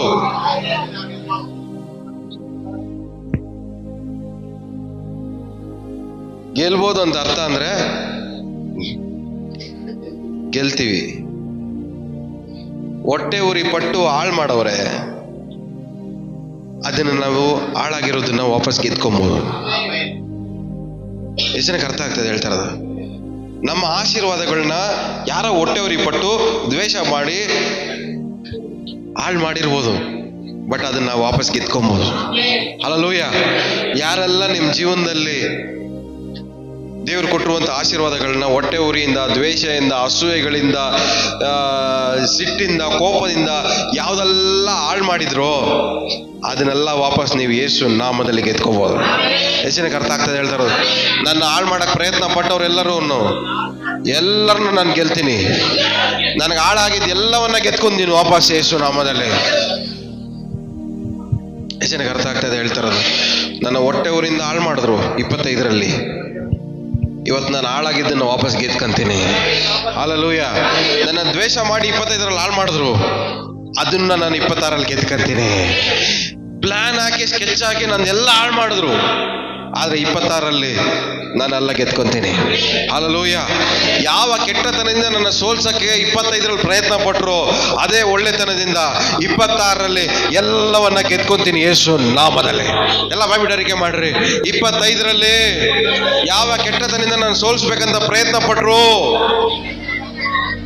ಅವೆಲ್ಲವನ್ನ 26ರಲ್ಲಿ ನನ್ನ ಒಳ್ಳೆತನದ ಮೂಲಕವಾಗಿ ನಾನು ಗೆದ್ಕೊಂತೀನಿ ಯೇಸು ನಾಮದಲ್ಲಿ. ಅರಿಕೆ ಮಾಡಿ, ನಾನು ಗೆದ್ಕೊಂತೀನಿ ಯೇಸು ನಾಮದಲ್ಲಿ. ಅವರ ಕೆಟ್ಟತನ ಮೂಲಕವಾಗಿ ಕೇಸ್ ಹಾಕಿದ್ರು, ನನ್ನ ಒಳ್ಳೆತನದ ಮೂಲಕವಾಗಿ ನಾನು ಕೇಸ್ ಗೆದ್ಕೊಂತೀನಿ. ಎಷ್ಟು ಜನಕ್ಕೆ ಅರ್ಥ ಆಗ್ತದೆ ಹೇಳ್ತಿರೋದು? ಎಷ್ಟು ಜನಕ್ಕೆ ಅರ್ಥ ಆಗ್ತಾ ಹೇಳ್ತಿರೋದು? ಎಲ್ಲ ಯಾರಿಗೆಲ್ಲ ಕೋರ್ಟ್ ಕೇಸ್ ಇದೆ ಎಲ್ಲ ಅರಿಕೆ ಮಾಡ್ರಿ. ಅವ್ರ ಕೆಟ್ಟತನದ ಮೂಲಕವಾಗಿ ಕೇಸ್ ಹಾಕಿದ್ರು, ನನ್ನ ಒಳ್ಳೆತನದ ಮೂಲಕವಾಗಿ ಕೇಸ್ ಗೆದ್ಕೊಂತೀನಿ ಅಂತ. ಅವರ ಕೆಟ್ಟತನ ಮೂಲಕವಾಗಿ ನನ್ನ ಸಿಕ್ಕಾಕ್ಸಿದ್ರು, ಆದ್ರೆ ನನ್ನ ಒಳ್ಳೆತನದ ಮೂಲಕವಾಗಿ ನಾನು ಹೊರಗಡೆ ಬರ್ತೀನಿ ಯೇಸು ನಾಮದಲ್ಲಿ. ಅವರ ಕೆಟ್ಟತನ ಮೂಲಕವಾಗಿ ನನ್ನ ಸುತ್ತಲೂ ಶತ್ರು ಬರಂಗ್ ಮಾಡಿದ್ರು, ಆದ್ರೆ ನನ್ನ ಒಳ್ಳೆತನದ ಮೂಲಕವೇ ನನ್ನ ಸುತ್ತಲೂ ನನ್ನ ಸ್ನೇಹಿತರನ್ನಾಗಿ ಮಾಡ್ಕೊತೀರಿ. ನಿಮ್ಮ ಒಳ್ಳೆತನ ನಿಮ್ಮ ಜೀವನ ಬದಲಾಯಿಸುತ್ತೆ. ನಿಮ್ಮ ಒಳ್ಳೆತನ ನಿಮ್ಮ ಭವಿಷ್ಯತನ ಬದಲಾಯಿಸುತ್ತೆ. ನಿಮ್ಮ ಒಳ್ಳೆತನ ನಿಮ್ಮ ಪರಿಸ್ಥಿತಿಗಳನ್ನು ಬದಲಾಯಿಸುತ್ತೆ. ನಿಮ್ಮ ಒಳ್ಳೆತನ ನೀವು ಮಾಡೋ ಕೆಲಸಗಳನ್ನ ಬದಲಾಯಿಸುತ್ತೆ. ನಿಮ್ಮ ಒಳ್ಳೆತನವೇ ನಿಮ್ಮನ್ನ ಜಯಶಾಲಿಗಳನ್ನಾಗಿ ಮಾಡೋದು. ಹಲ್ಲೆಲೂಯಾ. ಇವತ್ತು ನಮ್ಮಲ್ಲಿರೋ ಒಳ್ಳೆತನ ಈ 26ರಲ್ಲಿ ನಮ್ಮನ್ನು ಗೆಲ್ಸಕ್ ಹೋಗುತ್ತೆ. ನಮ್ಮಲ್ಲಿರೋ ಒಳ್ಳೆತನ ನಮ್ಮ ಪರಿಸ್ಥಿತಿಗಳನ್ನ ಬದಲಾಯಿಸಕ್ ಹೋಗುತ್ತೆ. ಇವತ್ತು ಒಳ್ಳೆತನದ ಮೂಲಕವಾಗಿ ಕೆಟ್ಟತನವನ್ನ ನಾವು ಜಯಿಸ್ಬೇಕು ಯೇಸು ನಾಮದ. ಎಷ್ಟು ನಂಬ್ತಾ ಇದ್ದೀರಾ? ಇವತ್ತಲ್ಲ ಈ ವರ್ಷದಲ್ಲಿ ಏನ್ ಮಾಡ್ಬೇಕು? ನೀವು ಗೆಲ್ಬೇಕು. ಗೆಲ್ಲಬೇಕು. 25 ಹೊಟ್ಟೆ ಉರಿ ಪಟ್ಟು ಹಾಳು ಮಾಡಿದ್ರು ಪರವಾಗಿಲ್ಲ, ನಮ್ಮ ಕಣ್ಣೀರು ಬರ್ಸಿ ನಮ್ಮನ್ನು ಹಾಳು ಮಾಡಿದ್ರು ಪರವಾಗಿಲ್ಲ, ನಮಗೆ ನೋವು ಪಡಿಸಿ ನಮ್ಮನ್ನು ಹಾಳು ಮಾಡಿದ್ರು ಪರವಾಗಿಲ್ಲ, ನಮ್ಮ ಬಗ್ಗೆ ಕೆಟ್ಟದ್ದು ಮಾತಾಡಿ ನಮ್ಮನ್ನು ಹಾಳು ಮಾಡಿದ್ರು ಪರವಾಗಿಲ್ಲ. ಆದರೆ 26ರಲ್ಲಿ ನನ್ನ ಬಾಯಿಂದ ಬರುವಂಥ ಒಂದೊಂದು ಮಾತಿಂದಲೂ ನಾನು ಬದುಕ್ತೀನಿ. ಹಲ್ಲೆಲೂಯ. ನನ್ನ ಬಾಯಿಂದ ಹೊರಡುವಂಥ ಪ್ರತಿಯೊಂದು ಒಳ್ಳೆ ಮಾತುಗಳಿಂದ ನಾನು ಬದುಕ್ತೀನಿ ಯೇಸು ನಾಮದಲ್ಲಿ. ಯೇಸು ಸ್ವಾಮಿ ಏನು ಹೇಳ್ತಾರೆ ಸೈತಾನ್ಗೆ? ಮನುಷ್ಯ ರೊಟ್ಟಿ ತಿಂದ ಮಾತ್ರ ಬದುಕೋದಿಲ್ಲ, ದೇವರ ಬಾಯಿಂದ ಹೊರಡುವಂಥ ಪ್ರತಿಯೊಂದು ಮಾತಿನಿಂದಲೂ ಬದುಕ್ತಾರೆ. ಇವತ್ತು ಕೃಪೆ ಹೊಂದ್ಕೊಂಡ್ರೆ ನಾವು ಒಂದೊಂದು ಮಾತಿಂದಲೂ ಬದುಕಬೇಕು. ನಾವು ಮಾತಾಡೋ ಮಾತಿಂದ ನಾವು ಬದುಕಬೇಕು. ನಾವು ಮಾತಾಡೋ ಮಾತುಗಳಿಂದ ನಾವು ಬದುಕಬೇಕು. ಹಲ್ಲೆಲೂಯ. ನಮ್ಮ ಮಾತುಗಳಲ್ಲಿ ಒಳ್ಳೆತನ ಇದೆ ಅಂದರೆ ನಾವು ಬದುಕ್ತೀವಿ. ನಮ್ಮ ಮಾತುಗಳಲ್ಲಿ ಒಳ್ಳೆತನ ಇದೆ ಅಂದರೆ ನಾವು ಗೆಲ್ತೀವಿ. ಎಷ್ಟು ನಂಬ್ತಾ ಇದ್ದೀರಾ? ನನ್ನ ಮಾತುಗಳಿಂದ ನಾನು ಗೆಲ್ಲಕ್ಕೆ ಹೋಗ್ತೀನಿ. ಇವತ್ತಿಂದ ನನ್ನ ಮಾತುಗಳಿಂದ ನಾನು ಗೆಲ್ಲಕ್ಕೆ ಹೋಗ್ತೀನಿ. ಶಾಪ ಹಾಕೋರು ಹೆಂಗಾಗ್ತಾರೆ ಹೇಳ್ರಿ? ಮಾತಲ್ಲೇ. ಆದರೆ ಆ ಶಾಪವನ್ನು ನಿಮ್ಮ ಮಾತುಗಳಿಂದನೇ ಗೆಲ್ಬೋದಲ್ಲ. ಜನರ ಶಾಪ ಹಾಳು ಮಾಡ್ತಾರೆ ನಿಮ್ಮ ಮಾತು, ಆದರೆ ಅದೇ ಮಾತುಗಳಿಂದ ಅದನ್ನು ನೀವು ಗೆಲ್ಬೋದು. ನಿಮ್ಮ ಮಾತಲ್ಲಿ ಒಳ್ಳೆತನ ಇದ್ದರೆ ಎಲ್ಲ ಶಾಪವನ್ನು ನೀವು ಗೆಲ್ಬೋದು. ನಿಮ್ಮ ಮಾತುಗಳಲ್ಲಿ ಒಳ್ಳೆತನ ಇದ್ದರೆ ಎಲ್ಲ ತಡೆಗಳನ್ನು ನೀವು ಜಯಿಸ್ಬೋದು. ನಿಮ್ಮ ಮಾತುಗಳಲ್ಲಿ ಒಳ್ಳೆತನ ಇದ್ದರೆ ಎಲ್ಲ ಬಂಧನಗಳನ್ನು ಮುರ್ಕೊಂಡು ನೀವು ಫ್ರೀಯಾಗಿ ಬಾಳ್ಬೋದು. ನಿಮ್ಮ ಮಾತುಗಳಲ್ಲಿ ಒಳ್ಳೆತನ ಇದ್ದರೆ ನಿಮ್ಮ ಶತ್ರುಗಳನ್ನು ಸ್ನೇಹಿತರನ್ನಾಗಿ ಬದಲಾಯಿಸ್ಕೊಬೋದು. ನಿಮ್ಮ ಮಾತುಗಳಲ್ಲಿ ಒಳ್ಳೆತನ ಇದ್ದರೆ ನಿಮ್ಮನ್ನು ಸಿಗಾಕ್ಸೋದ್ರಿಂದ ನೀವು ಹೊರಗಡೆ ಫ್ರೀಡಮ್ ಆಗಿ ಬಾಳ್ಬೋದು. ನಿಮ್ಮ ಮಾತುಗಳಲ್ಲಿ ಬೇಕಾಗಿರೋದೆಲ್ಲ ಒಂದೇ, ನಿಮ್ಮ ಮಾತುಗಳಲ್ಲಿ ಒಳ್ಳೆತನ ಕಾಣಿಸಿದ್ರೆ ದೇವರು ನಿಮಗೆ ಜಯಿಸುವಂಥ ದಾರಿಗಳನ್ನು ದೇವರು ತೋರಿಸ್ತಾರೆ. ದೇವರ ಕೃಪೆಯನ್ನು ಹೊಂದ್ಕೊಂಡಿದ್ದೀರಾ? ದೇವರ ಕೃಪೆಯನ್ನು ಹೊಂದ್ಕೊಂಡಿದ್ದೀರಾ? ದೇವರ ಕೃಪೆಯನ್ನು ಹೊಂದ್ಕೊಂಡಿದ್ದು ಮಾತಕ್ಕೆ ನೀವು ಗೆಲ್ಲೋದಿಲ್ಲ. ನಿಮ್ಮ ಕೃಪೆಗಳು ನಿಮ್ಮ ಮಾತಲ್ಲಿ ಕಾಣಲ್ಪಡಬೇಕು. ಹಲ್ಲೆಲೂಯ. ದೇವರ ಕೃಪೆ ಹೊಂದ್ಕೊಂಡ್ರೆ ನಾವು ನಮ್ಮ ಮಾತುಗಳ ಮೂಲಕವಾಗಿ ಎಲ್ಲವನ್ನ ಗೆಲ್ಲುವರಾಗಿ ಮಾರ್ಪಡೋಣ. ಆಮೇಲೆ ಇರುವಂಥ ಜಾಗದಲ್ಲಿ ಎಲ್ಲ ನಿಂತ್ಕೊಳ್ಳೋಣ. ದೇವರಿಗೆ ನಮ್ಮ ಮಾತನ್ನು, ನಮ್ಮ ಬಾಯಿಯನ್ನು ಸಮರ್ಪಣೆ ಮಾಡೋಣ. ನಮ್ಮ ಮಾತುಗಳು ನಮ್ಮನ್ನು ಸೋಲಿಸ್ತಾ ಇದೆ, ನಮ್ಮ ಬಾಯಿಗಳು ನಮ್ಮನ್ನು ಸೋಲಿಸ್ತಾ ಇದೆ. ದೇವರ ಕೃಪೆ ಹೊಂದ್ಕೊಂಡ್ರೆ ನಾವು ಆಳೋಗೋ ಮಾತನ್ನ ಹೆಂಗೆ ಮಾತಾಡೋಕ್ಕಾಗತ್ತೆ? ದೇವರ ಕೃಪೆ ಹೊಂದ್ಕೊಂಡ್ರೆ ನಾವು ಸೋಲುವಂಥ ಮಾತುಗಳನ್ನ ಹೆಂಗೆ ಮಾತಾಡೋಕ್ಕಾಗತ್ತೆ? ದೇವರ ಕೃಪೆ ಹೊಂದ್ಕೊಂಡ್ರೆ ನಾವು ದರಿದ್ರವಾಗಿರೋ ಮಾತುಗಳನ್ನ ಹೆಂಗೆ ಮಾತಾಡೋಕ್ಕಾಗತ್ತೆ? ದೇವರ ಕೃಪೆ ಹೊಂದ್ಕೊಂಡು